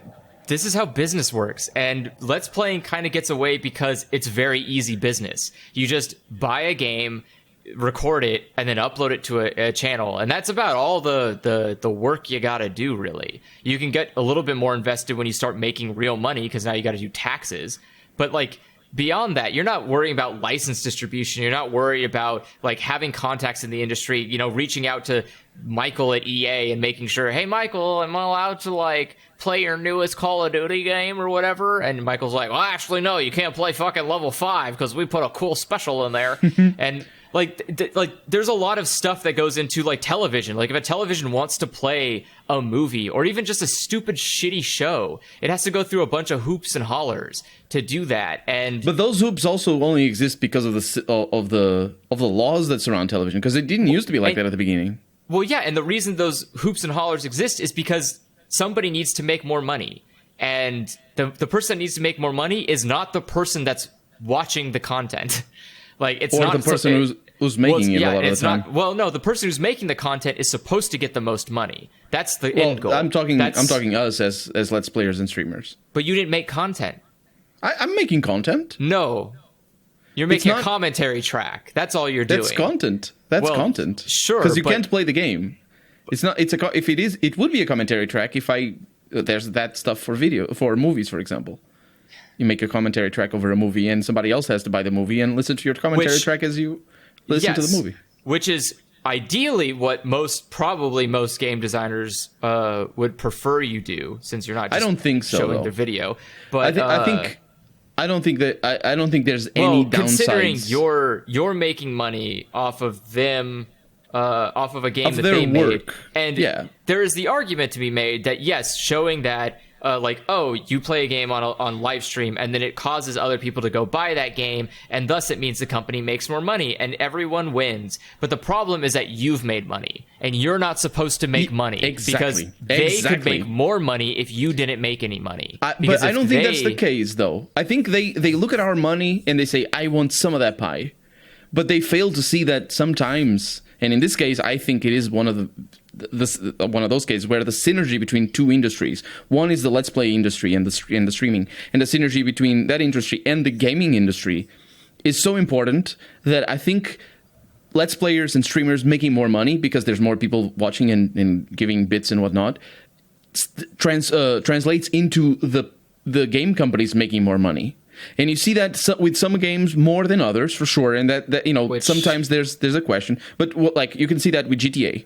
You can see that with city builders. You can see that with competitive games like Fortnite and anything that basically is popular on Twitch. And that stuff doesn't happen by mistake. It's people cater to the genres that work the best. But the point is, I think that the popularity on streaming and the popularity of streaming and of Let's Plays aids to the profits of the gaming industry. So it's like killing the golden eggs chicken because they want all the golden eggs. If they kill streaming, it's basically the same premise. They want all the things for them, but they fail to see. It's definitely been proven this year that streams are ungodly capable of deciding the fate of a game. Because for sure. we literally, the streaming industry necromanced a 2-year-old game into being the most popular game in the world, basically, or one of them. Among Us just fucking sprouted up, and everyone on the planet would assume it was a new game, but it came out in 2018. Just think of Minecraft. Minecraft rode, the popularity of Minecraft is exclusively because of videos. No, I don't know about I that. Not. I don't think so. Minecraft's very old before a lot of this industry was really happening much. Well, Minecraft is the birth of Let's Plays. I'm saying, the birth of Let's Plays is a sad existence of. We were hanging out and playing Minecraft in your garage, the first year we were doing Let's Plays. Basically, but that's where every Let's Player started, though. No, I'm saying Minecraft might have done more to grow the Let's Play industry than Let's Plays did to grow Minecraft. I think Minecraft predates most of this entire industry as a whole. It might have been see. it might have been a symbiotic back and forth relationship eventually, because then you have the next generation of kids growing up, and their streamers are playing Minecraft, and they want to buy Minecraft because it's old now that people have grown up since it was made, and it's still popular. But Minecraft had a hell of a buzz around it. Like, it was an indie darling well before any sort of video coverage was spreading it. Minecraft was a successful game before people recorded videos of Minecraft. But I don't think it would have been the same success at all. Yes, it would have. Absolutely. I absolutely believe that, because Minecraft is so simplistic, it is so basic, and it is so easy to run on any machine, any console. It doesn't need the cloud. I think it might have plateaued after a few years without video. Maybe. I think once it moved to consoles, it would have had a second life, and I think from there it moved to consoles because Microsoft bought it. And Microsoft bought it because of its next level popularity, and that might have been well beyond the plateau it would have hit without videos. But it was definitely like almost nightmarishly successful even without that. I don't know. It had a strong start. Like, it was so popular during the alpha and beta. I'm defining the success of Minecraft, the price alone of what Microsoft paid for it. That's the success of Minecraft. Because even before Microsoft ever bought it, Minecraft was so successful that it brought us early access games as a concept. Yeah. That was the first one that brought this idea. Like, there technically was other like betas or whatever, but like specifically like Minecraft was like the idea of like, here is the entire game, we're going to update it while it's being made, we're going to arbitrarily say it's done one day after many years, but you're going to keep playing a game for years that just has a disclaimer claiming it's unfinished, but you still pay to play it, and it's not like a free public beta or anything. Like, that became the industry for like the last decade because of Minecraft alone. Yep. Let alone all the voxel stuff and everything. And a lot of that was going on before Microsoft and its big peaks. But yeah, like, it definitely didn't just get its start because of YouTube or anything. Because it was too early. Yeah. Like PewDiePie was so fucking young as a channel in 2010. PewDiePie started with Minecraft. No, it was Jacksepticeye. Was it? No, he started with Minecraft. Was it Jacksepticeye? Was it? Yeah.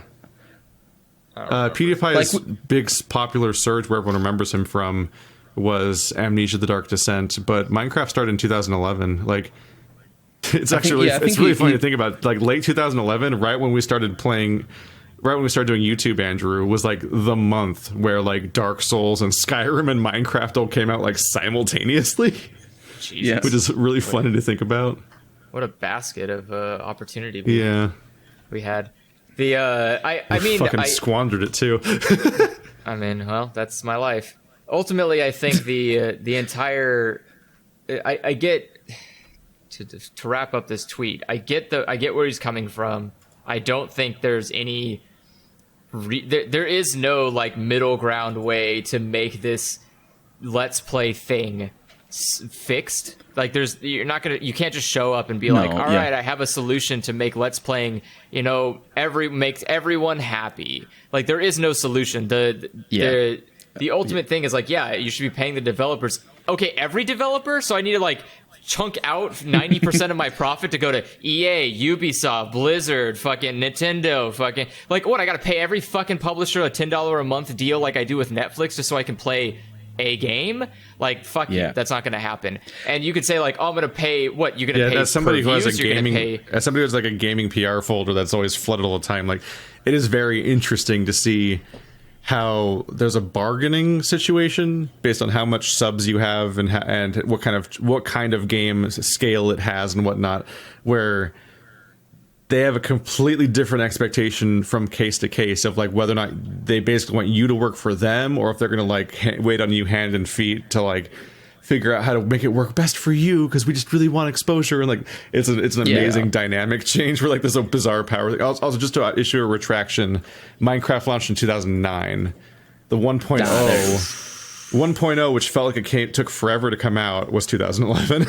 It only took 2.5 years to hit 1.0, which felt like an eternity back then, but now is like a pretty concise early access.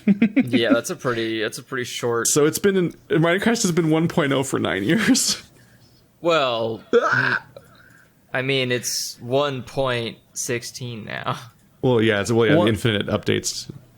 I think what I like about our discussion that we had today is that we sort of pivoted the point from the superficial aspect of his tweet, but to discuss the system underlying all this, which is the profitability of Twitch and YouTube. Because that's what we need to think of. He just made a shitty tweet, and for sure. But he provided no answers. He's just like, yeah, you guys suck. You're stealing stuff, and walked away. But when we discuss this, we need thanks God. Did we go this long without pointing out the really funny part? Which one? There's so many multiple funny parts to this guy's the biggest, most funniest part of this entire thing is that he himself worked on Journey to the Savage Planet, which was an indie scale game, which relies that entire part of the industry relies heavily on streamers and whatnot to give it any exposure, like Stardew and Among Us and so on. But then the next stage of that being funny is the fact that his banner image is Jacksepticeye fan art of his Savage Planet playthrough.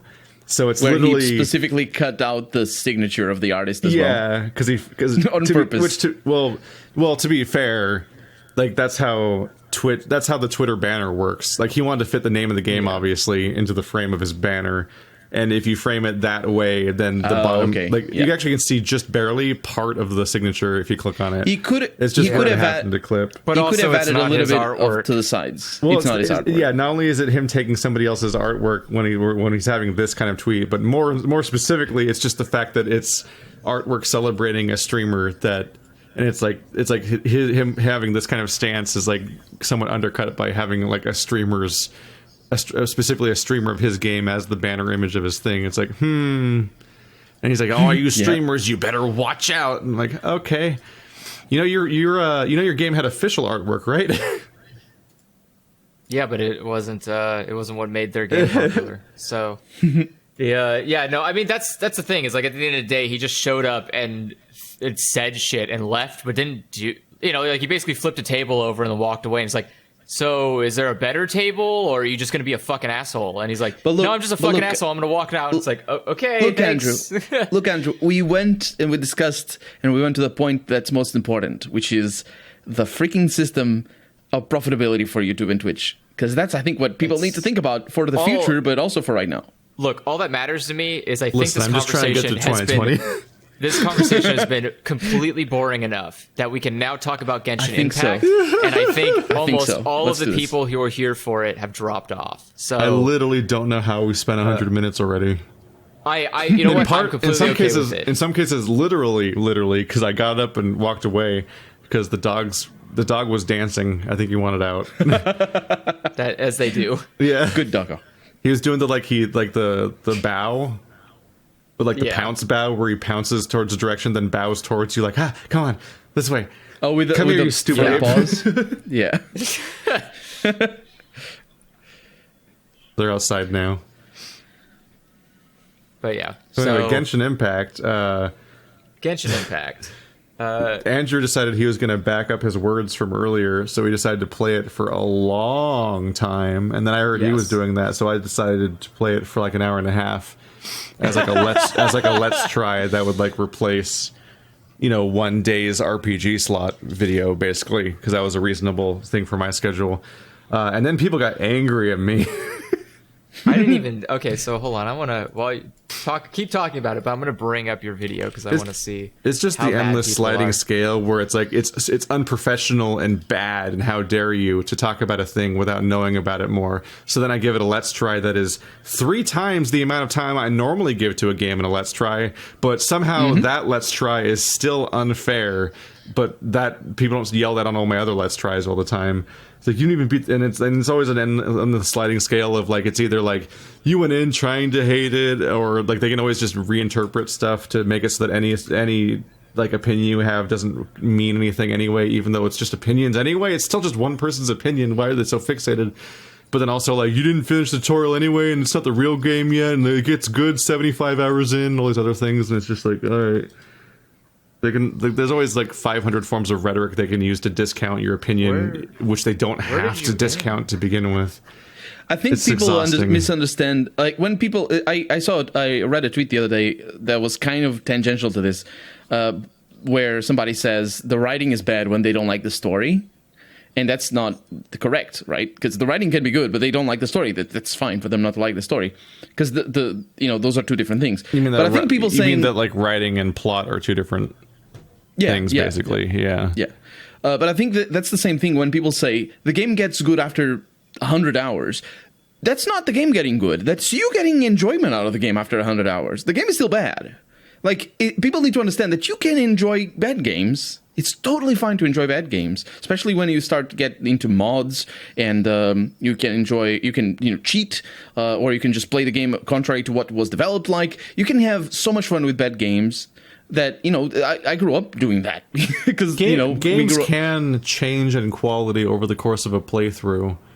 But I will say that every time anyone has ever claimed that a game will get good X number of hours in, and then I try playing it for that amount of time, it never changes for me. That's another problem. That's another problem for sure. I totally agree with you. But the thing is, like Final Fantasy 13, it's like, oh yeah, it gets good like 10 or 20 hours in or whatever. They mean like the part where it opens up a bit, and it's like, well, the story is already set in stone, and the gameplay is already set in stone, and I don't like either of those. But now I can wander around a green field a bit instead of running straight through a hallway, is what they mean. But that's not the problem I had. Like, that's not good enough to offset all the rubbish that you had to go through. Like almost every single time, maybe literally every single time somebody's ever claimed a game will get good better, it always turns out that their measurement of quality and the thing that it was determined like based on does not at all apply to me. And it's like, no, that's not the problem I had. How many fucking comments are there? 153. Jesus Christ! It's a video from yesterday. Holy shit! What the hell? Because if what Andrew said about the combat being good because you can switch between characters and all that, and having more characters, more importantly, like that changes the combat significantly. That it's a design decision for you to start the game with a combat system that is fundamentally different from what you're going to end as. It's like you starting Dark Souls without the shield or something. Well, like, tutorials are kind of a disaster in a lot of games, and there's a system where oftentimes if you design your game badly, then what you do in many cases is you create a fully fleshed out system of interlocking mechanics that only make sense when they all exist. And then they're like, how do we ease people into this? I don't know, strip away several parts of this for hours in many cases. And then you have hours of gameplay where you're trying to eat from a table that has two legs. And it's like, no, it needs all the legs for the game to exist. It's like how like fucking Ghost of Tsushima doesn't start out with a stealth kill. Like that's the premise of the game. Is that you you can do samurai sword battles, and then you can also sneak around and duck into bushes and instant kill people.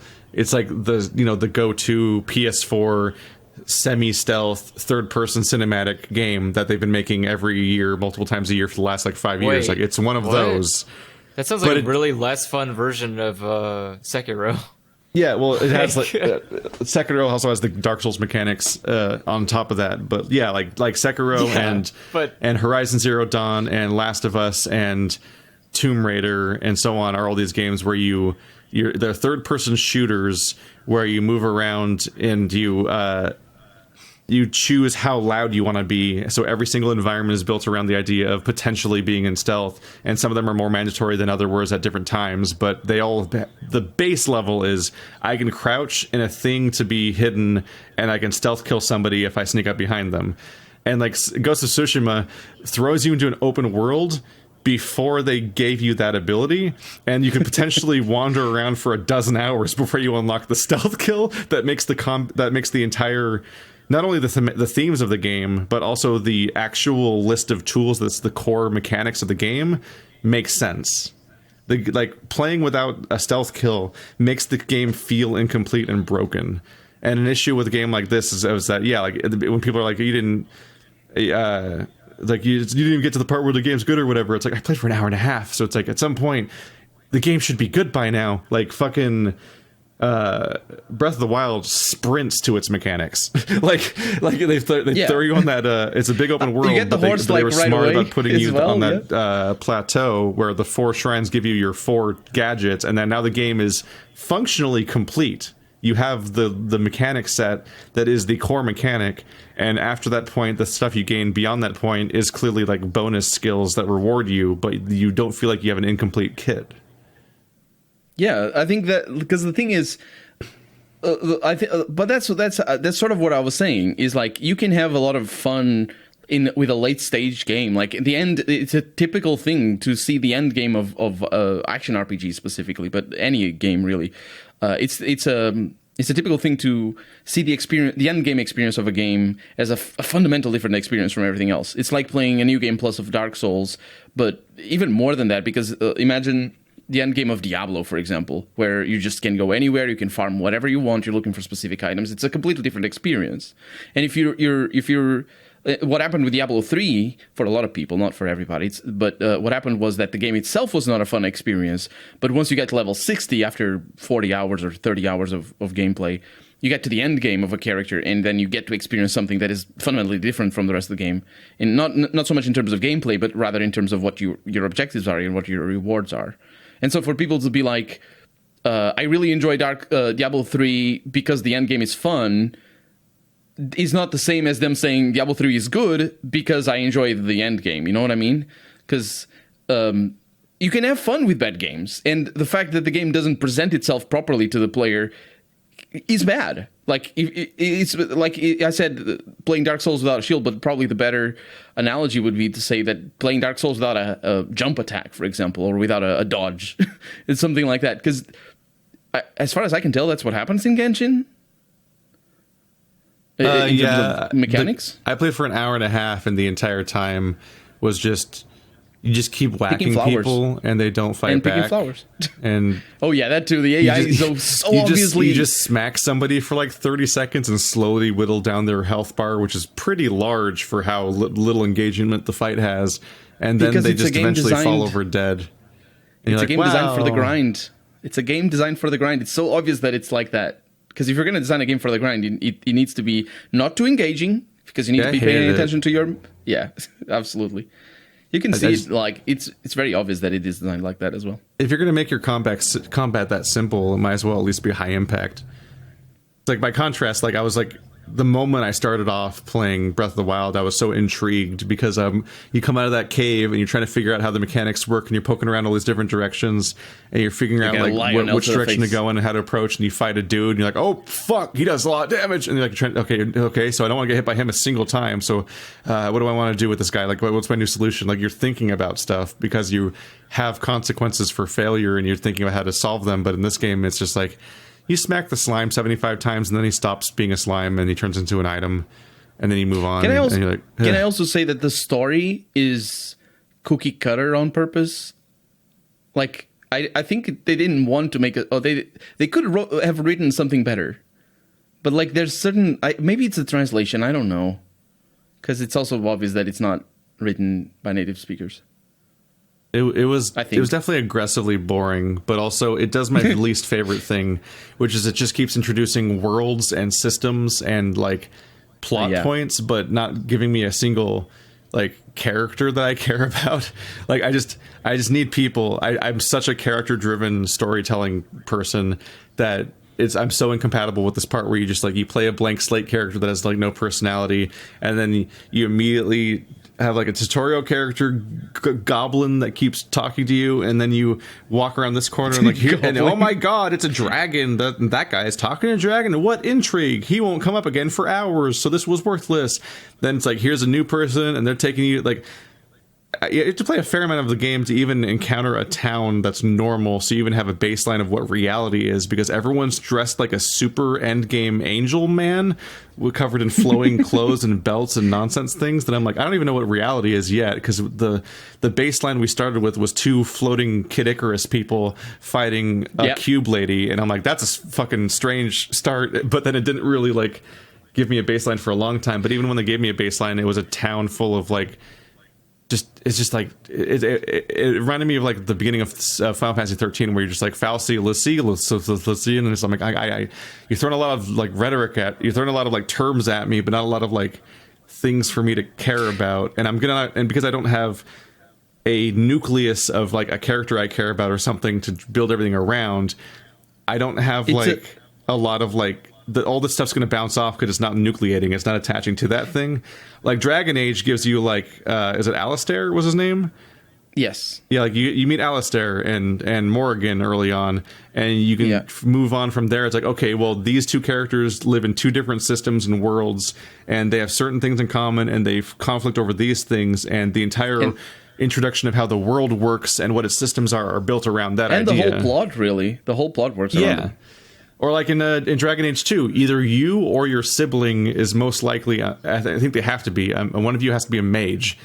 And so then when the conflicts about what happens to mages in the Dragon Age world and the struggles they face, those are all introduced to you via the fact that you care about either yourself or your sibling being a mage and how that affects you. And like that, so everything is contextualized in a way that makes it stick. Whereas in a lot of JRPGs, you just they throw you into like a castle and people in a library are saying a bunch of terms and you're like, I don't even know if I want to. I noticed there was one thing that sort of tipped me off in the intro to Genshin Impact, and I think you're saying what you're saying here about how everything connects, and I think that tipping point connects it. There's right at the beginning where one of your twins, I think they're twins, disappears. Like for all means and purposes, a normal person looking at these super powerful people flying in the air with fists of fire. Do you think that them disappearing is them dying? Also because the evil person there is like super powerful as well. So you think one of your twins has died. And at first glance, you're like, yeah, they're fucked. But then you realize like, wait, that happened to me too.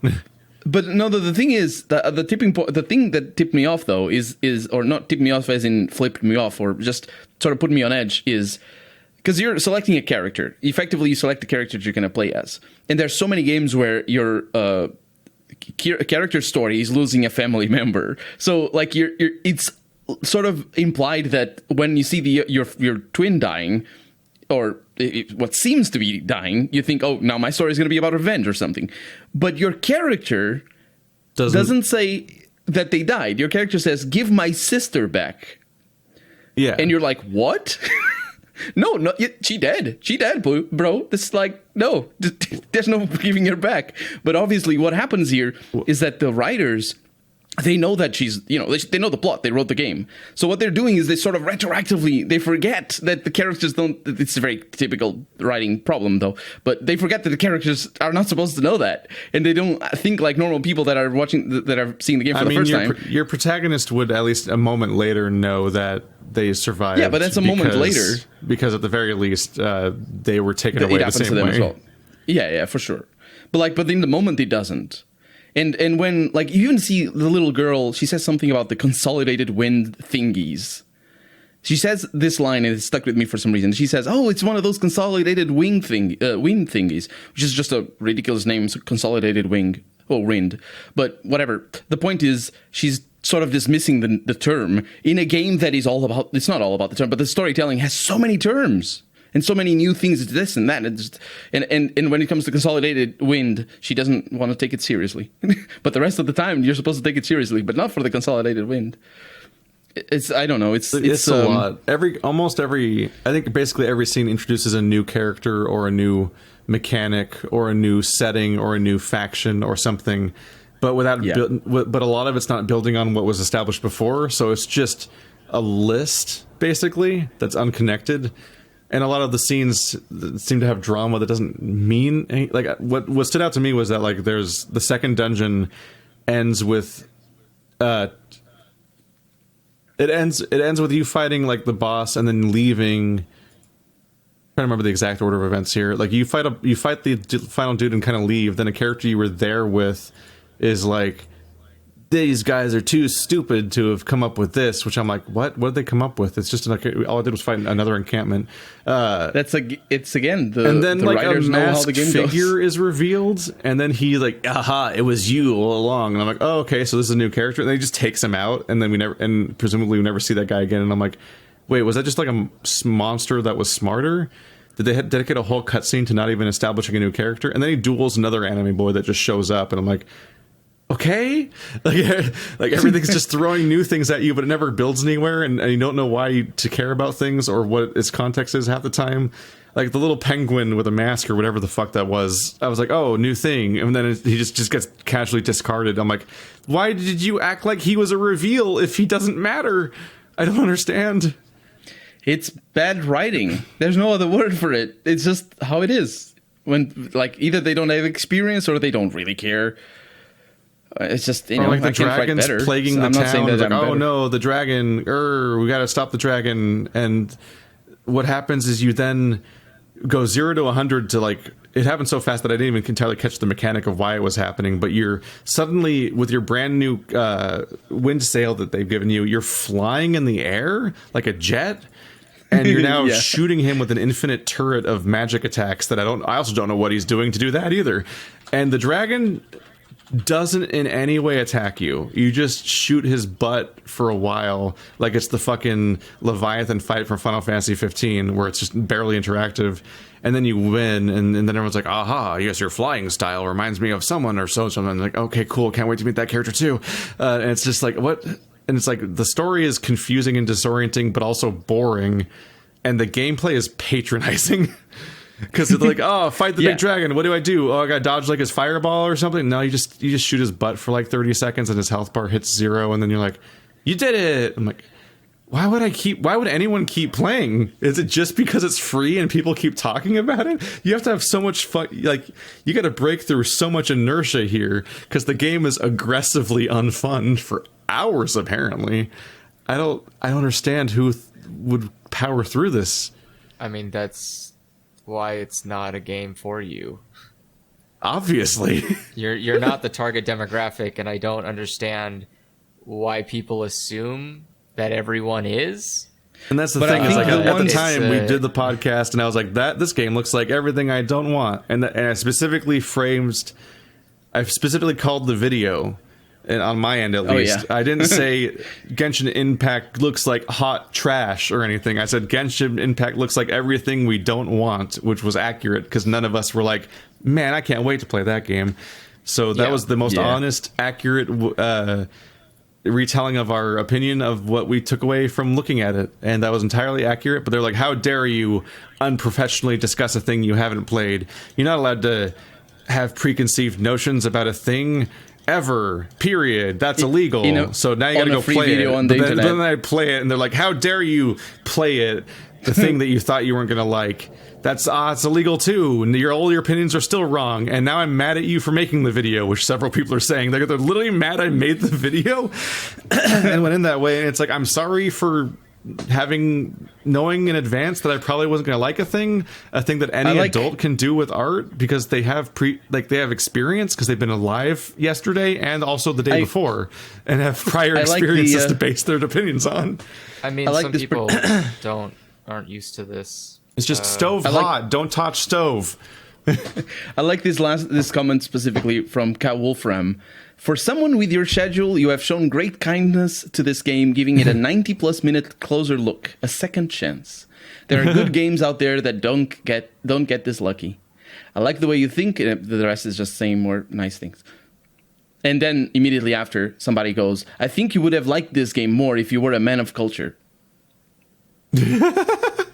You most likely would have, I think. I think it takes a little bit of culture. A man of culture. Andrew. Justify your comments. Tell us about this game that you have played. It's just for context. This last comment is Andrew's comment. Yeah, that was me. Yeah. I made that comment. Andrew, come back to the podcast. Colonel responded. No, I just wanted you to get out all of your feelings towards it. I walked away from Genshin neutral. I walked away like, actually, I just absolutely don't give a fuck about it. What an endorsement. Right? I apologize. That's as good as you'll get. There are plenty of things I like about it. But every time I like something, I hate 3 more things. And I think that it eventually just the math evened out to being like, okay, so it's just a game. Okay. Like there's no it's not doing anything revolutionary except it's giving you something more to do in the space between you picking your team and where you want to send your team. Because, like, at the end of the day, I'm approaching this like it's a free-to-play game, because it is a free-to-play game. And if you play any mobile free-to-play game, you build your little 4-person squad of your characters you've pulled from your gacha mechanic. And then what you do is you click on the level that you need to go to with those characters. And you use those characters in that level because that level specifically has the things that are weak against your characters. And then you do you do whatever the combat mechanic is, fill in X mechanic here. It's either a puzzle game, like you match 3. It could be a press a button at the right time. It can be whatever. It's the same fucking structure. But this time you get to decide if you press one button, this button, or that button. There's only 3 buttons you can do. And the game just doesn't do anything interesting enough to warrant this much love and admiration. But it isn't like, it's not offensive. It's what I absolutely expected Genshin Impact to be, which is a gacha-based... A free-to-play phone game. Yeah, it's a free-to-play phone game with gacha mechanics. Wow, guys, I'm stunned. I'm literally floored by the amount of absolute similarities to every other free-to-play game that I've played.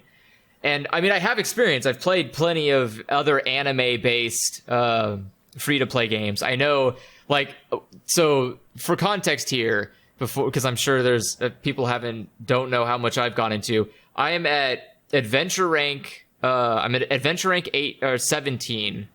All of my characters are level 20. 2 of them are ascended. I have all of my weapons are level 20. 1 of them is ascended.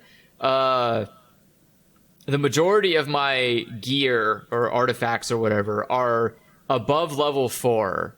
I haven't gotten them to their max level yet because I just didn't need to. There's no reason to.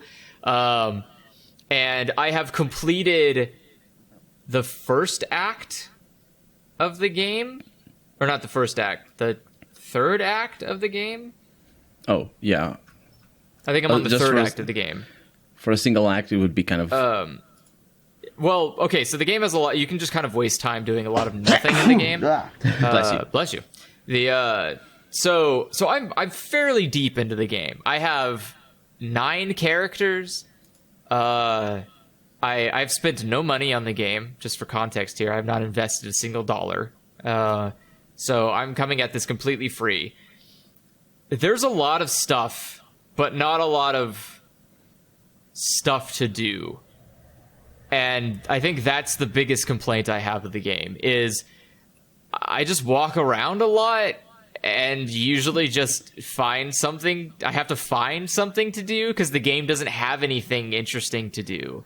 Where it's like, you can go in a dungeon. I'm like, I could, but I'm walking to the dungeon and there's like, it's a long walk and I might as well just kind of do whatever stuff I find around on the side. And then when I get to the dungeon, I'm like, oh, well, I've already played for like a couple hours. I don't really care about the dungeon anymore. I'm kind of, I just want to do something else now. And the biggest problem is, it's just, there's too much space. The fucking world is so vast, and it's like, yeah, and but all the puzzles, and it's like, yeah, but the puzzles just give me fucking loot, and the loot is just used to fuel like the level of other loot, and then I'm just doing this in a constant repetitious cycle until eventually I have the best loot. It's an infinite Skinner box feedback loop of just like. Yeah. Like the game, does the game just run out of real estate to do interesting stuff with? So then it just has to keep giving you numbers to number with to then get the number to number.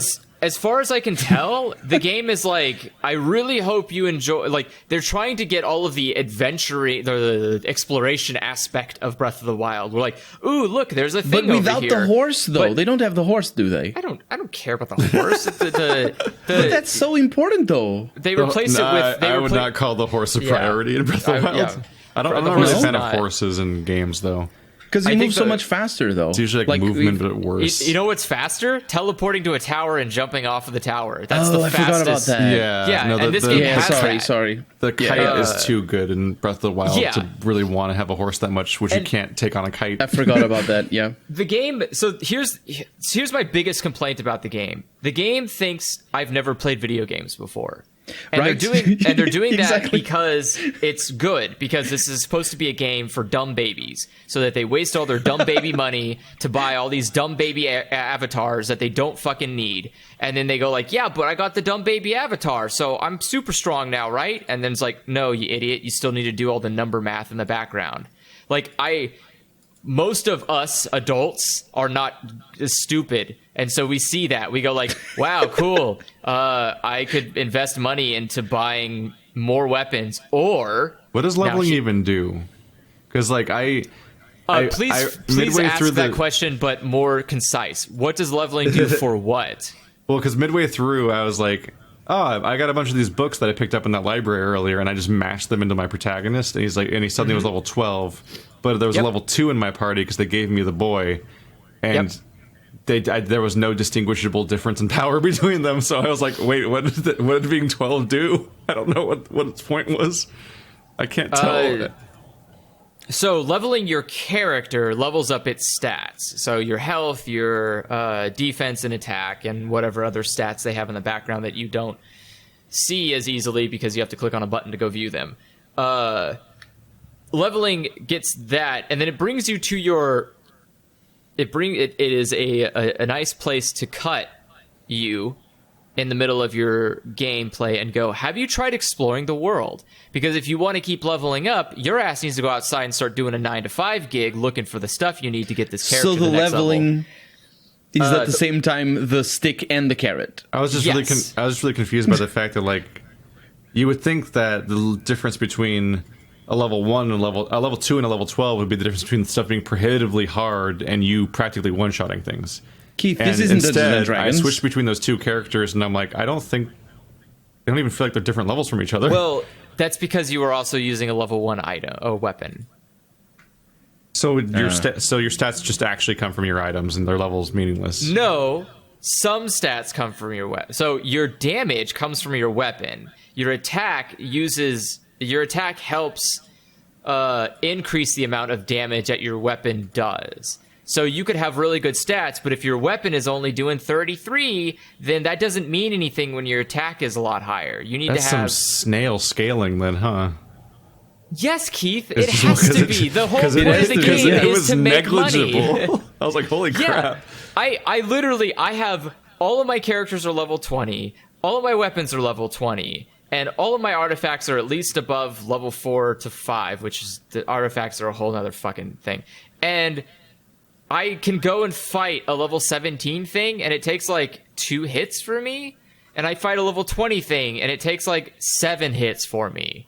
But it takes less hits if I'm fucking super Pokemon style, and I go like, yeah, but I've got a water character who can do water damage, and then switch to my electric girl who can do electric damage, and then it overcharges and does a big burst of energy, and then I can switch over to my other girl just crystallizing, who can then crystallize the enemy. I can switch over to my other fire girl who then shoots a big, like, it's just fucking noise. The whole point is that you're supposed, if you don't, you want to do all these fancy combos in the middle of a fight. And to do the fancy combos in the middle of the fight, you need to get all of your gear, all of your characters up to the right level. And you need to have the right characters to do those fancy combos. So you need to go out and get all the right characters, level them up, level their gear up, get them all of the stuff that they need. Then you can do the fancy combos and then feel good about the fancy combo you did. And that's where that's the meat. That's the chunky, fat, pink meat of this ugly fucking sandwich, is that you bite into it and you go, oh, that was a really nice combo. You think people would understand by now that just leveling for the sake of it isn't what I like in a game? Well, Keith, that's not the important part. The important part is that everyone else is leveling these characters and enjoying it, so why the fuck aren't you? Get out there and start enjoying leveling these characters. You're right, You know guys. what? I'm going to rebrand as a Call of Duty, Minecraft, Fortnite channel and just play those games all day. And again, 'cause you have to like the popular games or something's wrong with you. Like, I'm I'm not just mad going to at play Fortnite all day. I'm not mad at Genshin Impact. It is not an offensive game by any standards. It is not mean-spirited, manipulative, scummy, whatever negative fucking words you're ready to fit. Okay, hold the breath. Because it's just a free-to-play game. All of them are like this. This doesn't do anything special. Yeah, like, I'm that's just saying. The thing, I just take issue with you saying it's not manipulative. I'm like, it's genre is by definition manipulative. It's from the one where all of them are. And again, because the game itself is no different than any other free-to-play game. It is not more scummy. It is But that not doesn't more mean- whatever. It is. But that doesn't mean it's not scummy. Yeah, No, just because you but can't tell a zebra from the other zebras doesn't make it not a zebra. And again, the point I'm saying is that, and all zebras are shit. It doesn't matter what genealogy of shit you're looking at. All of them are shit. So Genshin Impact isn't itself shit. It's just part of the genre that is shit. So like when people say Genshin Impact isn't great, that's because it's just a free-to-play game, and all of them are not great. There's not a good free-to-play game. That's not how the system works. It exists because you have to fund it, and you have to pay into it to make it good, and that is not good. Like, so Genshin Impact itself is a game that I think there are free-to-play. There are good free-to-play games. I don't think so. I've never played a free-to-play game and been like, wow, awesome. I played a Flash game, but that's not a free-to-play game. Like, I've never played like I've played free games that are fun, I see what you mean. I see what you mean. Right. Our naming schemes are bad. Yes, no, because free-to-play implies that you have to. It's free-to-play, but it's not necessarily free to get every content because you might need to pay for Generally whatever. speaking, free-to-play doesn't just mean free. Yes, if it's called free-to-play, there's some kind of monetization system. Otherwise, it's just a free game. And I see a lot of there's like a lot Stasis. Of the arguments that people, especially in your comments, or that people are making. itch.io, everything. Stasis, those games are pay what you want, which is basically just free games, but you can tip us. Yeah. I didn't know Stasis was free. For what? Yeah. Stasis is free? Keith said. What's it called? The game made before Kane and Glorious, Beautiful Desolation. That's not the same Stasis that I'm thinking of. No. The Beautiful Desolation people made Kane and Stasis, and one or two of those are free. I don't remember. But they're like those are just full size, like beautiful pre-rendered graphics, top-down fixed camera angle, like point-and-click adventure games with horror elements, and it's just free. I'm thinking of Stasis, and there's no trick. Like there's no monetization. Like that, but it's not free. I posted the link in chat. That's not the game you're referring to. I mixed it up. Stasis costs $10. Kane is free. Same developer. Okay. So if you click on their profile, you'll get Kane, which is free. There's a deluxe edition that costs $7, but that just has a soundtrack and wallpapers. Which is what we're here for, ladies and gentlemen and beautiful people. Yeah, I mixed up which one was the free one. But that's just a full-size point-and-click adventure game with horror elements, and there's no hooks to make you pay for it at all. But that's just not free to play. That's just free. And that's so that's the thing is like Genshin Impact. I don't think it does anything that is revolutionary, interesting, unique, or justifying praise. It's just, hey, wow, we took some things from Breath of the Wild and then put in the typical free-to-play mechanics. And people are just enamored by this like little world that they built, but the little world doesn't give you anything. It's just nonsense noise. It's like picking flowers and WoW. You know, like you're just doing a little, like seriously, you're just doing a little hobby. It is not a requirement to beat the game, to go out and get all the little sprites. But I got a fuck ton of them. My damn statue's level 8, and now I've got like super stamina, and Are you talking about the little ones where you walk up to them and then you just follow them for a while? No, those are the little spirits that will. All of those result in chests. Sprites are different. Okay. Yes. So there's these. I was not happy when I saw that because I just finished platinuming Ghost of Tsushima, and I'm like, oh no, it's the fucking foxes. They're back. You meet them over here, then you follow them over there, and then you get your reward. I'm like, wow. That is exactly what it is, except, I only liked the fox mechanic like 3 times, and it was pretty much just because there was a fox in it and not because it was fun. And then they did it like 60 times. I'm like, ah! And then the moment I played this game, I'm like, no, it's the foxes! This is like barely gameplay. You just follow it. Like, oh. It doesn't get any better. They just put them in more absurd and annoying places to reach. And they're like, oh, look, this one's on the top of a house. And you're like, okay. And you get up the top, it's like, I'm going to fly away now. Okay, like, you just kind of like, and then you just follow it, and then it brings you to a little place like, surprise, here's items, and you're like, cool, what are these items for? It's like, to upgrade your stuff. They're the same as everything else. The idea is like, they give you a chest, and you're like, oh, cool, a chest, and you open it, it's like, this is just fucking upgrade material. And you slam it on the ground. You like walk to the next chest. And you open it. It's like, this is fucking upgrade material. And it's just the same thing over and over and over and over again. And then eventually it's like, oh, this is the upgrade material I wanted though. Thanks. And you put it in your pocket and you're like, finally, some fucking good food. And you just have like, all this rest of the shitty ass upgrade material that people in the chat when I was streaming yesterday kept telling me, no, it's going to be useful. You'll use it as like, can I use it right now? But it's not special, but I don't though. fucking want it. Like that's the thing. Like, what is the incentive? Like, I think I'm playing right now. I said it last week. I'm playing through Fallout New Vegas, and that's something that Fallout New Vegas does differently a little bit than Fallout 3, but not enough to make it like super different. What happens is like usually you go into a building that is abandoned or whatever, and there's like this secret locked door or this chest that you need to get a password for or whatever.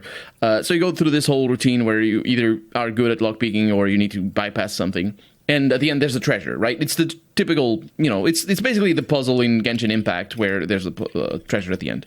And if that treasure is just, it's a bunch of stim packs and some Rataway, that's not relevant. I can get that from just killing some random things out in the wasteland. Yeah, you want to find something cool. Yeah, it's something unique, like a heart from Zelda or a weapon that's unique. Yeah, like it was specifically. I've been criticizing this right now in my Zelda playthrough. Is the fact that like I've been.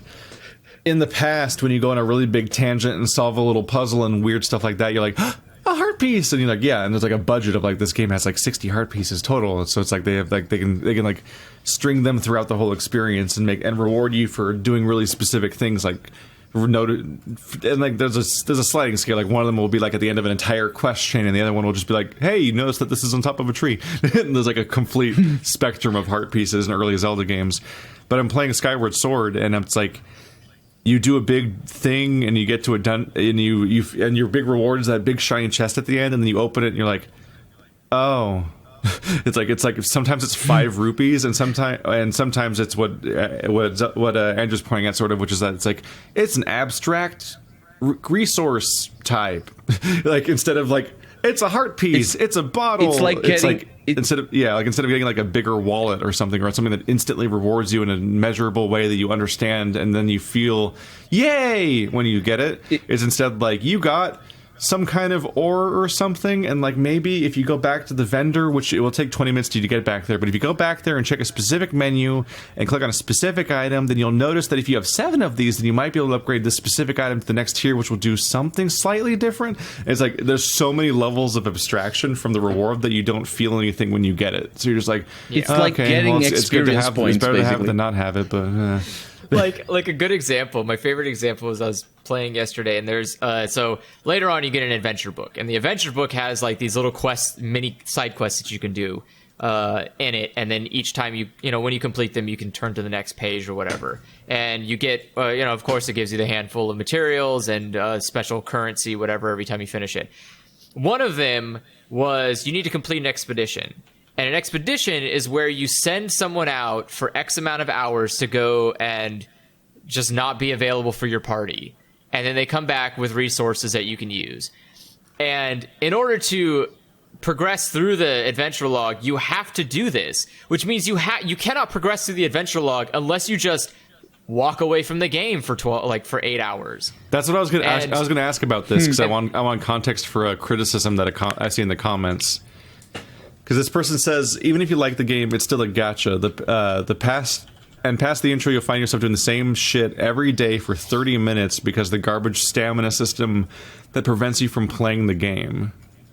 Yes, okay, so then in the adventure book, you get access to bosses. And bosses are these random, like in WoW, you see the little random area event where it's like a circle of a guy's face on the map. And you're like, oh, there's a boss there. And you go over there and you fight the boss and you move on with your life. In this game, you do that, and the moment you finish fighting the boss, it goes, all right, now pay up. And you go, what? And you have to pay this limited currency that recharges over time, but you have to pay the currency to open the chest to get the reward after killing the boss.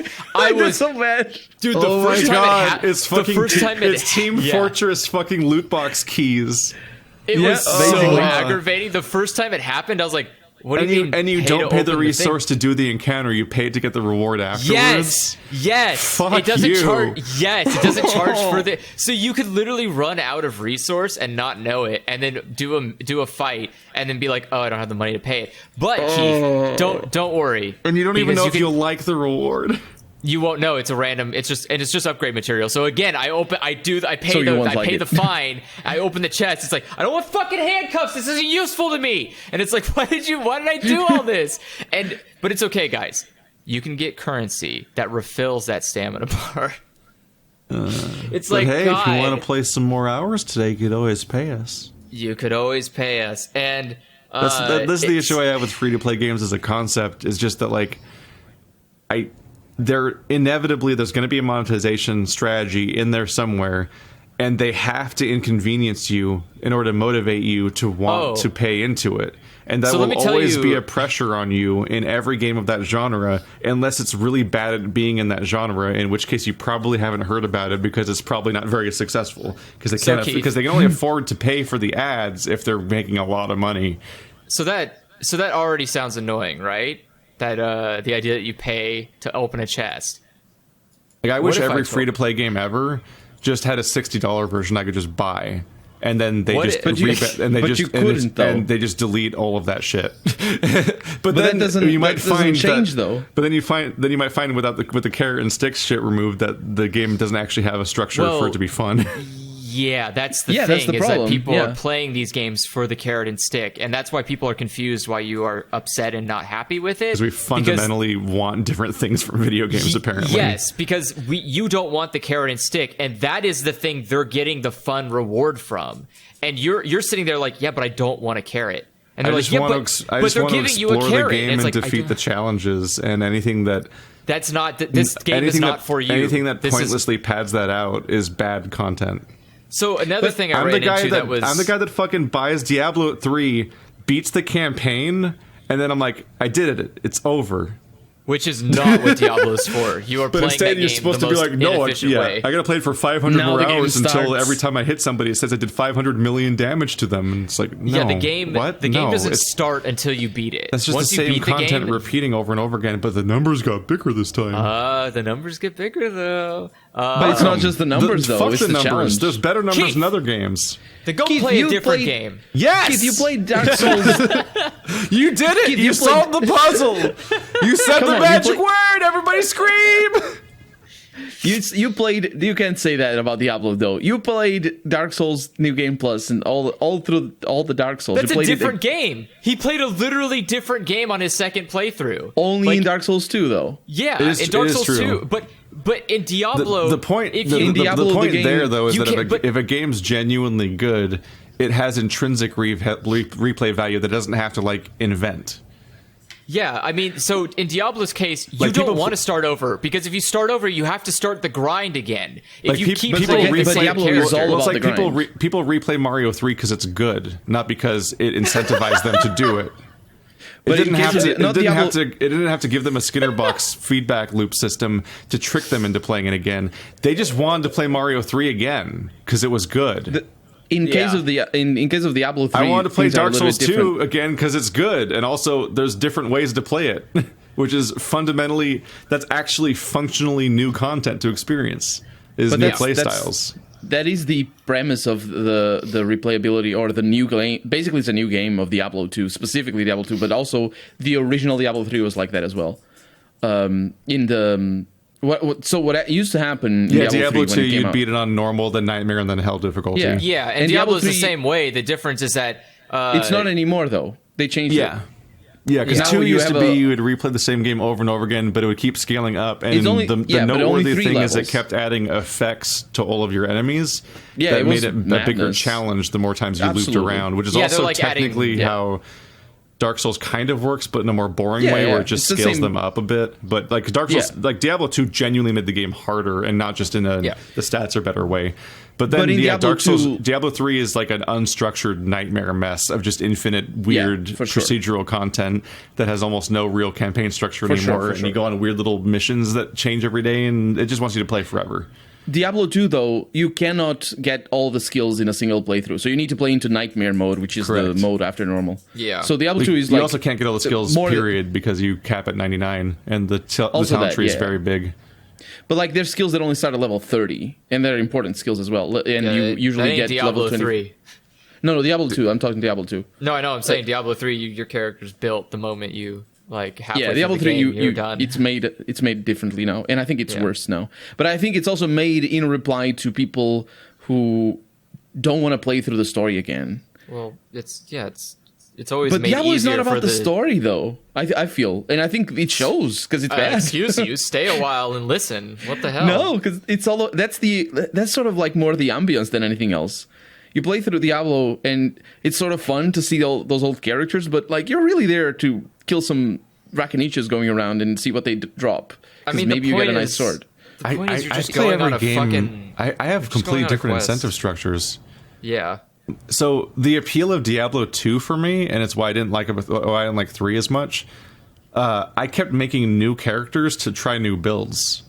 Like I never magic find farmed. I never tried to care about. I never did anything loot related or tried to do the Skinner box stuff. I just kept being like, can I make like a rabid druid? I want to play a rabies druid. Yeah, or like I'm gonna try playing like an elemental discharge paladin or something. And how do you make new builds without loot though? What? Like you need things to drop to make a new build. Skill tree. He just has a skill tree that's so expansive that's that just you can only play. half the character. Sorry, Well, if anyone speaks even close to when you speak, Colonel, your voice completely drops out like how Effie's does sometimes. I think Discord has an issue with international people. Like I think if you're international, it literally drops you out of the bandwidth of the voice chat whenever anyone else talks, and so it's really weird, but no one can understand. It's like USA. Like you're hearing it too, right? Right, Andrew? Yeah, I can hear it. Yeah, he turns into like he sounds like a 7 layers of interference phone call where I'm just like I tried to shut up when I noticed that that's happening, so nothing is lost on the end result of the podcast. What I was saying is like the items are just or the skills are just half the character. If you're gonna make a new build, you're gonna need some items. You might not get the best items, but like if you were gonna there's no one there to tell you in Diablo 2 what to value or what winning is what success is. Yeah. So the items didn't really matter. Like I just built a new character. And I would just fucking go, and I'd be like, and I'd plan out like I can budget out these many points by level like 70, and I'll have this stuff. The items didn't matter in a way that mattered. Like the items didn't matter in a way that affected my gameplay and choices. For me, but it's still fun, something only matters if it's making me think and make choices. So like in Darkest Dungeon, placement matters because I have to think about it all the time. Yeah. In Diablo 2, items don't matter because they just shower at me at a random interval, and then every now and then, every half an hour or so, I just kind of look at them for a second, be like, oh, I guess those ones are better, and then I throw away the rest of them. I'm not making choices. 3, like that's Diablo 3. Yeah, well, that's Diablo 2 also. Like in Diablo 2, I wasn't like optimizing. I didn't have to make careful choices about my gear. It's just as you level up, the new stuff's clearly better, so you throw that stuff on and then you move on with your life. What characters did you play the most in Diablo 2? Yes. I had several accounts of like this was an era where I had very few. I had fewer video games, and I was so psyched to have my own computer, so I was playing a lot of PC games solo and so on. But I had multiple entire accounts full of Diablo 2 characters that were all different builds.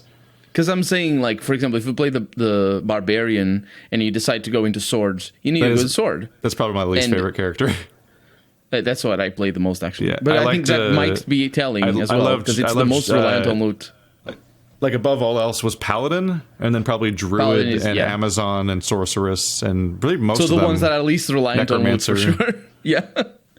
But it still matters, though. Like, when you get an item that just makes your build work, it's fun. It's like it's rewarding. But it's not choices. Yeah, I know. It barely registers as being the game to me if I'm not making choices.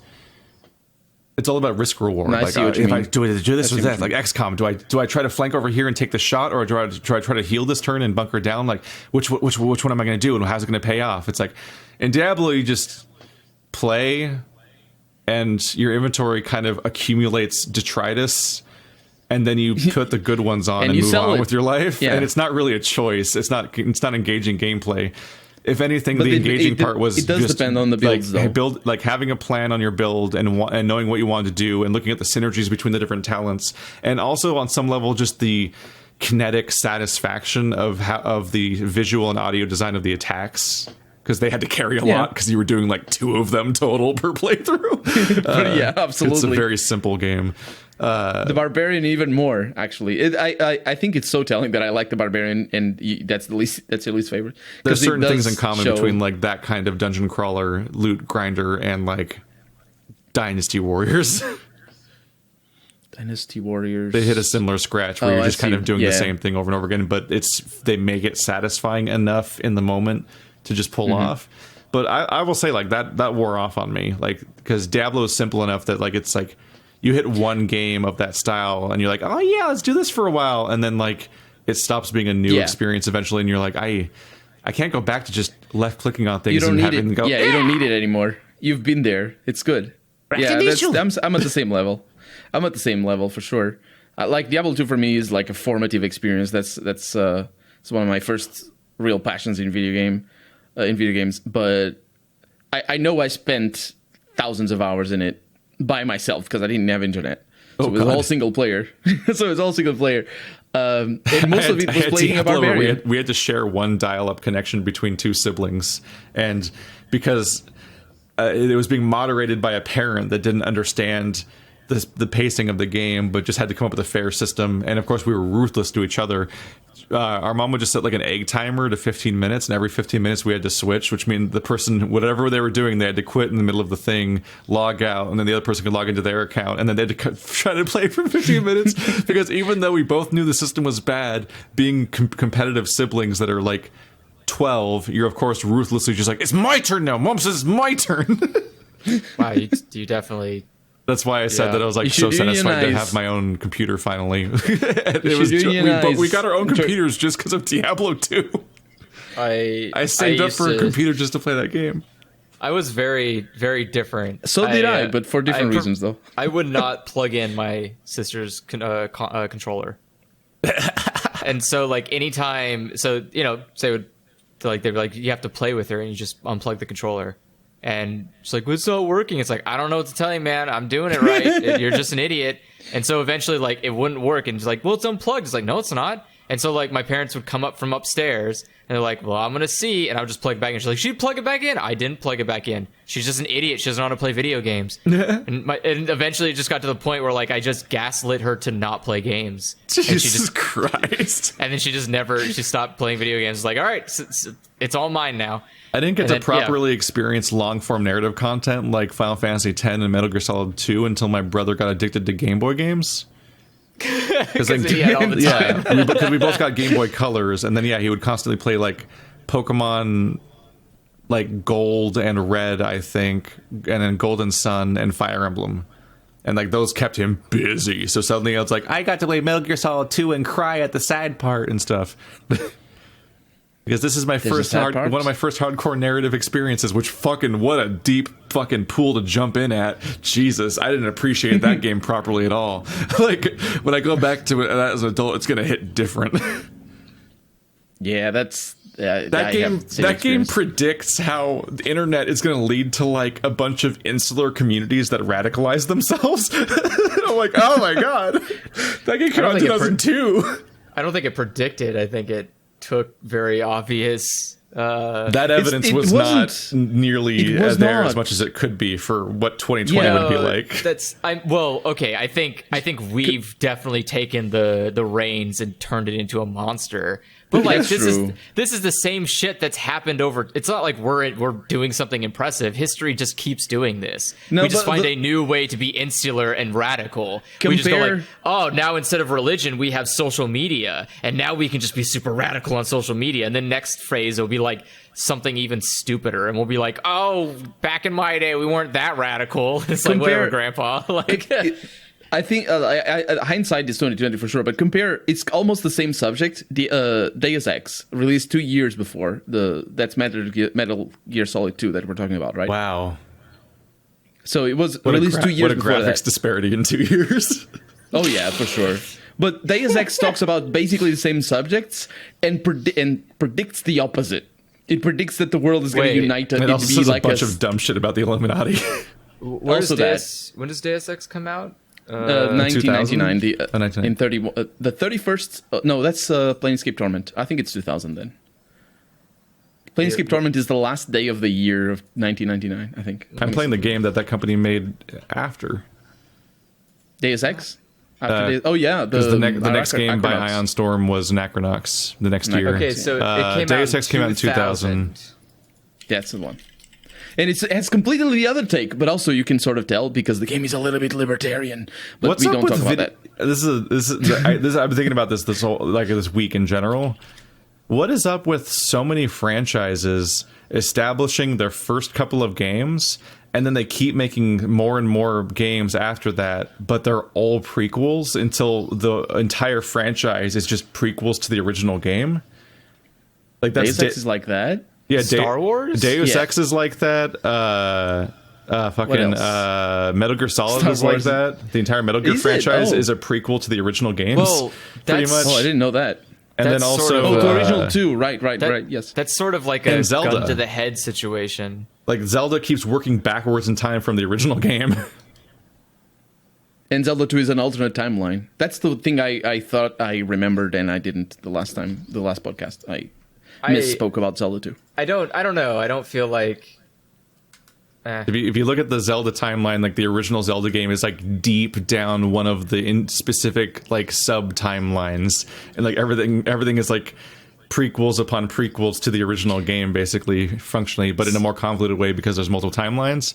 But yeah, like Deus Ex had one sequel that was a chronological sequel, and now everything's And prequels sucked. to that. And Metal Gear Solid, if you look at the was it the Metal Gear Solid timeline? That's the release timeline. Shit. There's probably a Wikipedia page about it. Yeah, I was looking at it before, but I'm looking at the wrong one now.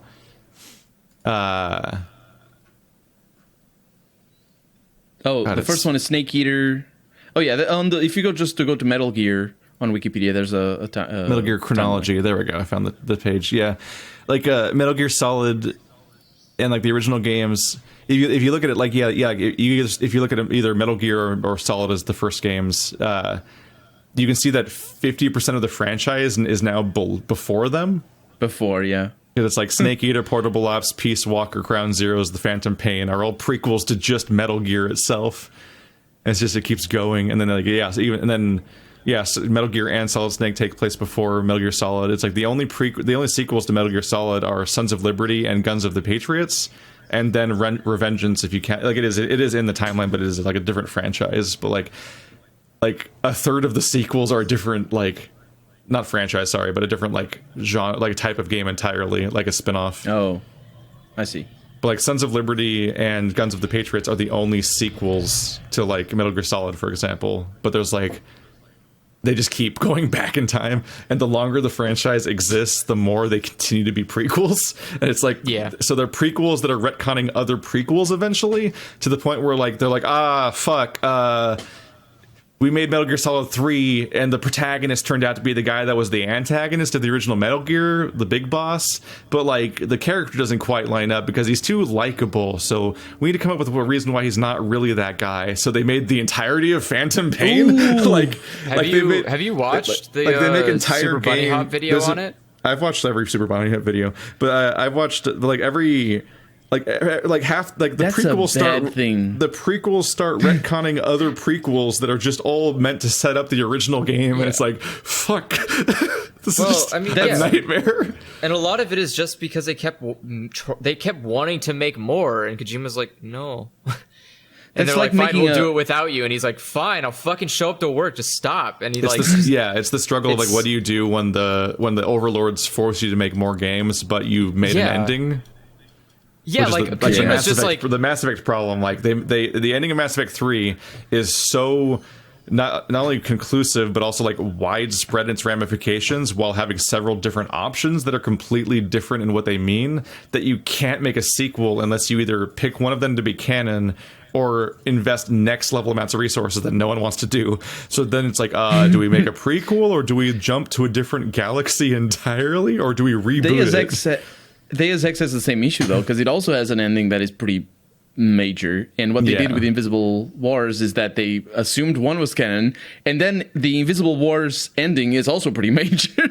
Yeah, but they it's keep, even they, more they options. keep doing that. Yeah, they did the same thing again with Human Revolution, where it has widespread different endings, and then Mankind Divided just picks one. But I think that's good. I think that's good. And You know, it sort of plays it also plays it a little vague of which one it means as canon. Like it tries to be a little open, which also kind of makes the ending not feel important if you're trying to make them all simultaneously potentially canon. Which Yeah, means that's a bad move. that just means you're not letting the outcome of those choices play out. yeah. That's Yeah, a bad no. move. I think it's okay to have a sequels to a game where the ending you just pretend didn't happen, or just pretend that something else happened, because retconning the ending is okay. Retconning like characters or retconning themes sometimes, that's not. I don't think that's good. I think you should just not write yourself into a hole where you have to retcon anything. Like just No, but like sometimes you want it's to. a motivation contradiction where in Western style RPGs, aka the ones that are RPGs and actually RPG where you role play, Yes. you make a series of choices the entire game, and due to the law of escalation and narrative, you want to end on a really big, impactful choice that ends the narrative and is really important, and it often involves you basically having way too much power for one big choice in a lot of these narratives. But then they're like, but also there's the motivation of make a sequel, and you're like, fuck. So they have to figure out how to square those two. And in the case, and it's always back and forth. Like you have like in The Walking Dead, the moment a character can die, they tend to become significantly less important to the narrative, as if they did die, even if they survived, because they can't rely on them being there, but they have to come up with a mostly consistent narrative. It's not good. And then and the same thing happens in Mass Effect, where it's like, do you want the Council to live or die? Well, the Council's going to sure come up a whole lot less for a while now, because like think of Fallout 1 and 2. I'm not sure you both have played it, but in Fallout 1, the structure, in Fallout 2 as well, but Fallout 1 is a little bit smaller game, so it works a little better. So the main quest is basically getting an item and then killing this faction. That's the main quest. That's whenever somebody says, "Oh, the story of Fallout 1 is so good." No, it's not. It's not the story. It's the second to second writing. The story is super simple because the quest is just these two things. You get an item, and then when you get the item, you kill these two people. That's the story. And those are the major repercussions. But there's, for example, the NCR that I don't know, you both played New Vegas, so you might know the NCR. it's been a huge it's been like a faction. decade. Yeah, but so it's a huge faction in Fallout. But in the first game, you visit the town where the NCR started. It's called Shady Sands, and you can literally side with the Khans that wipe the town out. They're the same clan that later on shows up as well. You can also wipe the Khans out completely. And in Fallout 2, there's an NCR. The NCR evolved from Shady Sands, and nobody ever questioned it, even though in the first game, mostly because it's also meant to be replayed and see the different options. So you never really want to see wiping Shady Sands out or saving it as a canon. It's just the things that you do in Fallout 1. And then in Fallout 2, there's a new setting. It's like why 2. every Wasteland game has to be set in a different region, because they can't deal with the fallout of what you did to the previous region. But I don't think they need to deal with it. They just choose what I think it's fine to assume that the player saved Shady Sands. It's just this funny outcome where it's like you play Wasteland 2 and it's like you can kill every character if you want to. And it's like, well, guess what? The next game's set in Colorado. That's how we skip past that problem. Which characters survived? You remember, right? Because we don't. We're just gonna not touch that again. But that's why I can never be mad. Oh. I can never be properly mad at Mass Effect 3, because those beautiful bastards tried to finish a trilogy full of choices, and they actually tried to honor every single surviving character they possibly could with entire scenarios that you won't even see from playthrough to playthrough, because they tried to cover every single possible outcome as best they could. And there's no clean way to put an ending after that.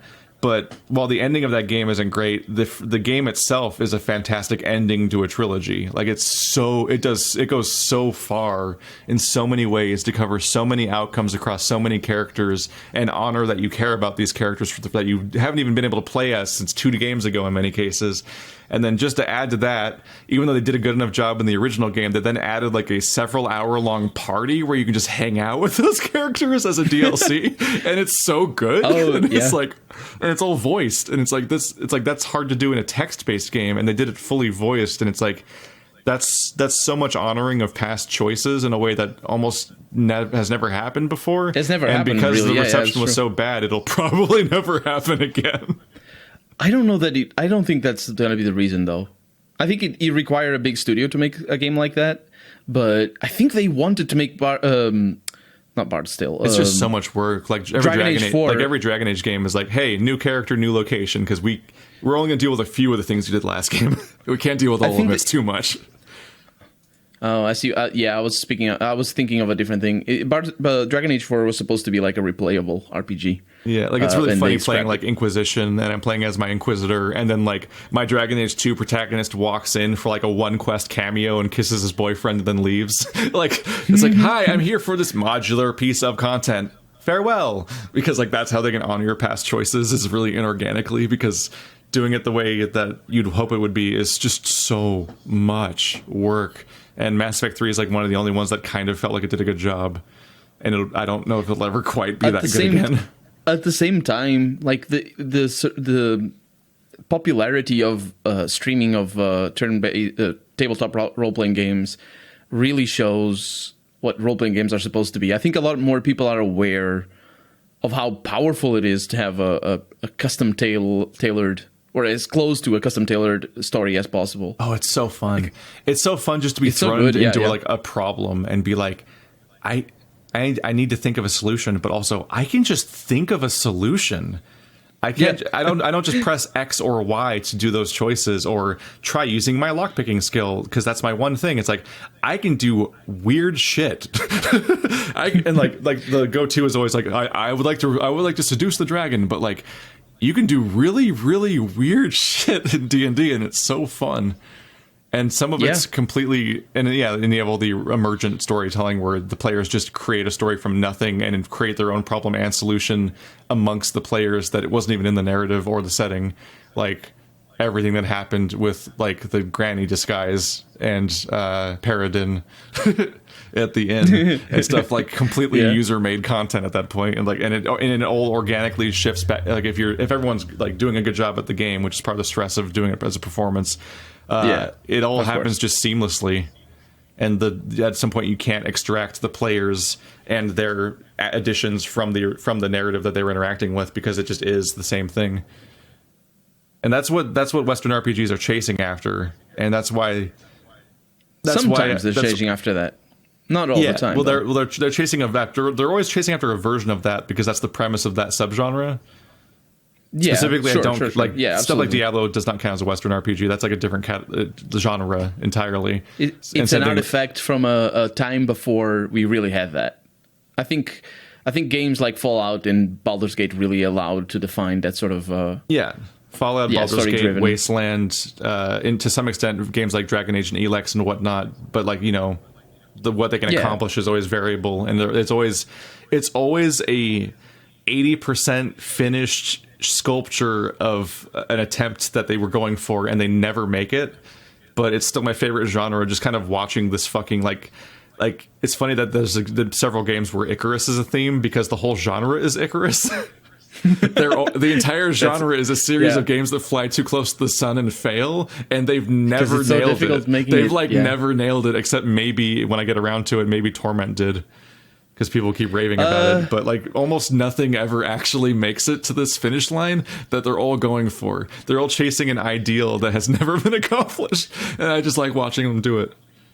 Torment doesn't do nearly as well as, like, it's well written because the characters are really weird and really interesting. But it has like some major limitations to it, like Disco Elysium.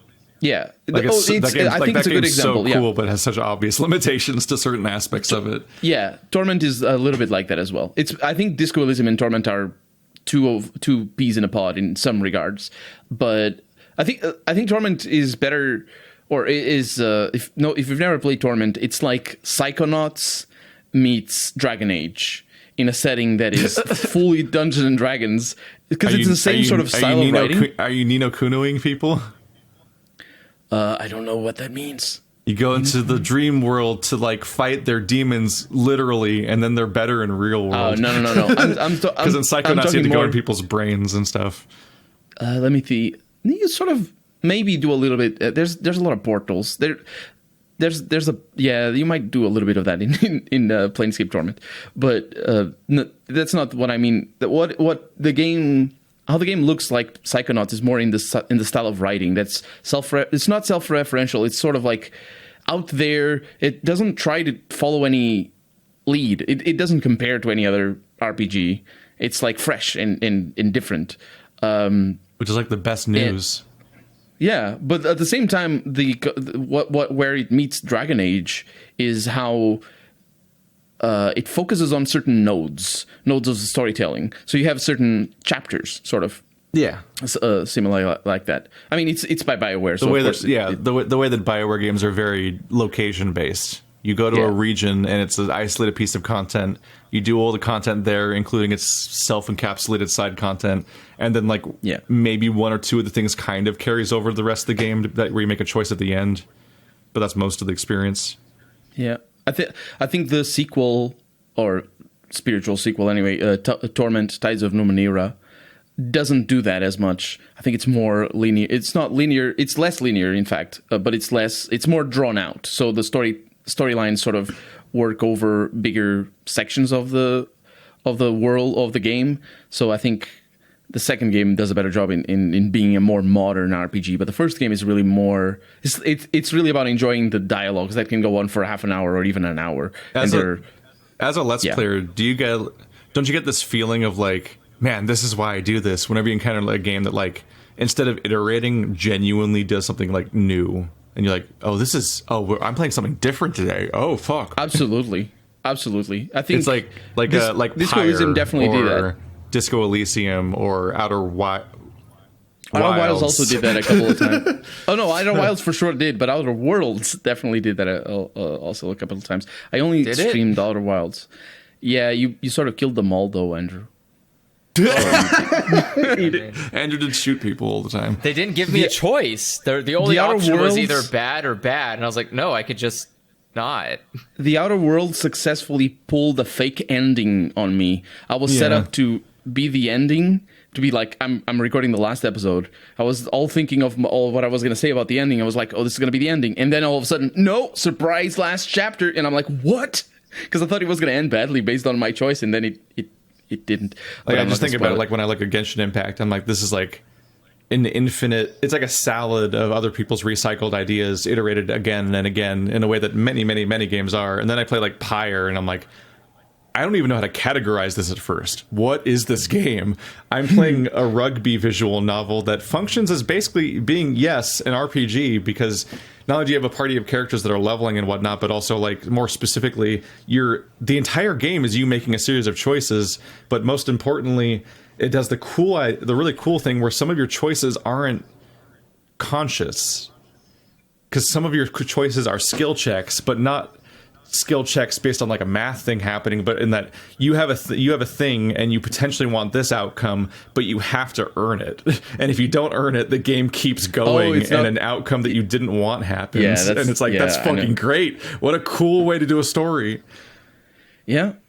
The Outer Wilds you mentioned as well. I think the Outer Wilds is an amazing game, absolutely. But I think it's just so unique. It's not so much unique on the individual mechanics or even the storytelling, even though it is also on the storytelling. It's such a beautiful tale, but it's unique in the way it joins them all together. I was honestly very surprised when the Outer Wilds gets the twist in the first time, and I'm like, what the heck just happened? Mm-hmm. And then I realized what the game is all about. Because I spent so long talking to the people over in the first world, so it took like me 2 hours to get to the first moment. I don't know if Andrew has played Outer Wilds. Yeah, I've played a bit of it. I kind of lost interest because I got halfway. I'm trying to remember where I left off. Don't spoil it for the viewers. No, I think I'm like almost halfway through it. It's very hard to measure your progress through Outer Wilds. Yeah, I want to 'Cause you say can- I'm you finish- halfway you just can because finish in of half an hour. the amount of like in my log, the amount of things I can do, or and stuff. Outer Wilds is almost- brutal because it's like one of those games where like you can't replay it. You can't quite replay it correctly. You can't. Because the progress you made was mental. You learned things the whole time. It's why everyone talks about Yeah. nebulous terms. Because if you say anything specific, you literally spoil like a mechanic that is the answer to an entire planet or something, and then like gives away like huge elements of the game. And if you know that, you won't like Even progress what the correctly game through is the about. game. Yeah. Even knowing yeah. what the game is like going to be That's- like to play. That's why it's is- like hard for me to explain. But like I gave up because I just didn't have interest anymore about exploring. And There so is once you one- lose the desire to explore, that game becomes nothing. Yeah, It's all a the completely game has to self-driven offer. experience. Yeah, Yeah. and so I got to a point where I was like, all right, I'm like, my mind probably came up with a better ending than what this game is. I'm just gonna leave now. And so You I just didn't. left. I bet you didn't come up with a better ending that game has. The I ending doubt is it. so beautiful. The ending is so Nah, good, though. That already tells me I had a better ending in my mind. So like that's all I need to know is like I watched it and I was just kind of like, okay, I kind of see what's going on here, and I think I can kind of assume a lot of stuff. And then I went Okay, to another maybe- planet. I was like, okay, I think I'm being justified You got to in my remember, assumption. you have to filter it through Andrew. Yeah, Yeah, maybe I can. Maybe Andrew. Maybe you do have an experience that would be able to allow, like knowing the ending myself. Maybe you can kind of tell. But I was very surprised by the ending. But Like that doesn't necessarily mean that he predicted it. It just means that like it Yeah. doesn't mean that he'll like it, even if a lot of people do. Yeah. yeah. That's another. Yeah, that's different. Then. It's tough because like I in my head I'm more likely to imagine a better scenario that would be what I want the ending to be than what the ending will most likely be. So I don't know, but I don't think it's a bad game. It's just if you lose that drive to self-explore, then the definitely game true. just halts for you, and you're like, well, Yeah. I'm not going to do anything now. It needs. I think it needs a little bit of help to. Like there was one place that I was like stuck for 2 hours just looking for a specific thing, and those 2 hours are tough to get through. That's for sure. Yeah. I never got stuck. Like there wasn't a part where I was like, what do I do here? I showed up and I did what I was supposed to do, presumably, because I kept Yeah, I don't progressing. really remember my playthrough ever And- stalling, really. Yeah, I just kept going, but then I just got to a point where I realized, like, I stopped for the day, and I was like, I don't think I want to go back. Like, I don't care what happens Yeah. now. Like, I and- stalled around the mechanics of one of the planets to access the planet, basically, and I didn't fully understand how it worked. It's actually a major part of the plot later on. So that's probably important. I couldn't advance in the storyline. I would have seen it. I saw everything that I could see and learned and read all the things. But there were some places that I hadn't visited. I knew that, but then I realized one of the I think it's the tiny one. You realize that you just completely didn't understand one of the planets or something. Yeah. Yeah. That's the one. And then these things work like this. Yeah. That's a game of aha moments. It's some neat shit. Oh yeah, from the beginning to the end. From all of the narrative the and all ending the is- mechanics. Yeah, I Yeah. think the first time the first time you kind of pick up on what's going on with the game, you go like, oh, and then from there you're supposed to like that's supposed to fuel you to continue forward. Oh yeah. The moment I saw the, I'm not gonna spoil it though because it's brilliant. But I saw something in the sky that I could have seen from the beginning, and I was like, wait a minute. Oh, that was so yeah. great. And I'm Games gonna like, find that. games I'm like The gonna go Witness and Outer Wilds, and a bunch of other games. Like, there's always that thing where you like realize something's been there all along. And you're like, oh, Yeah.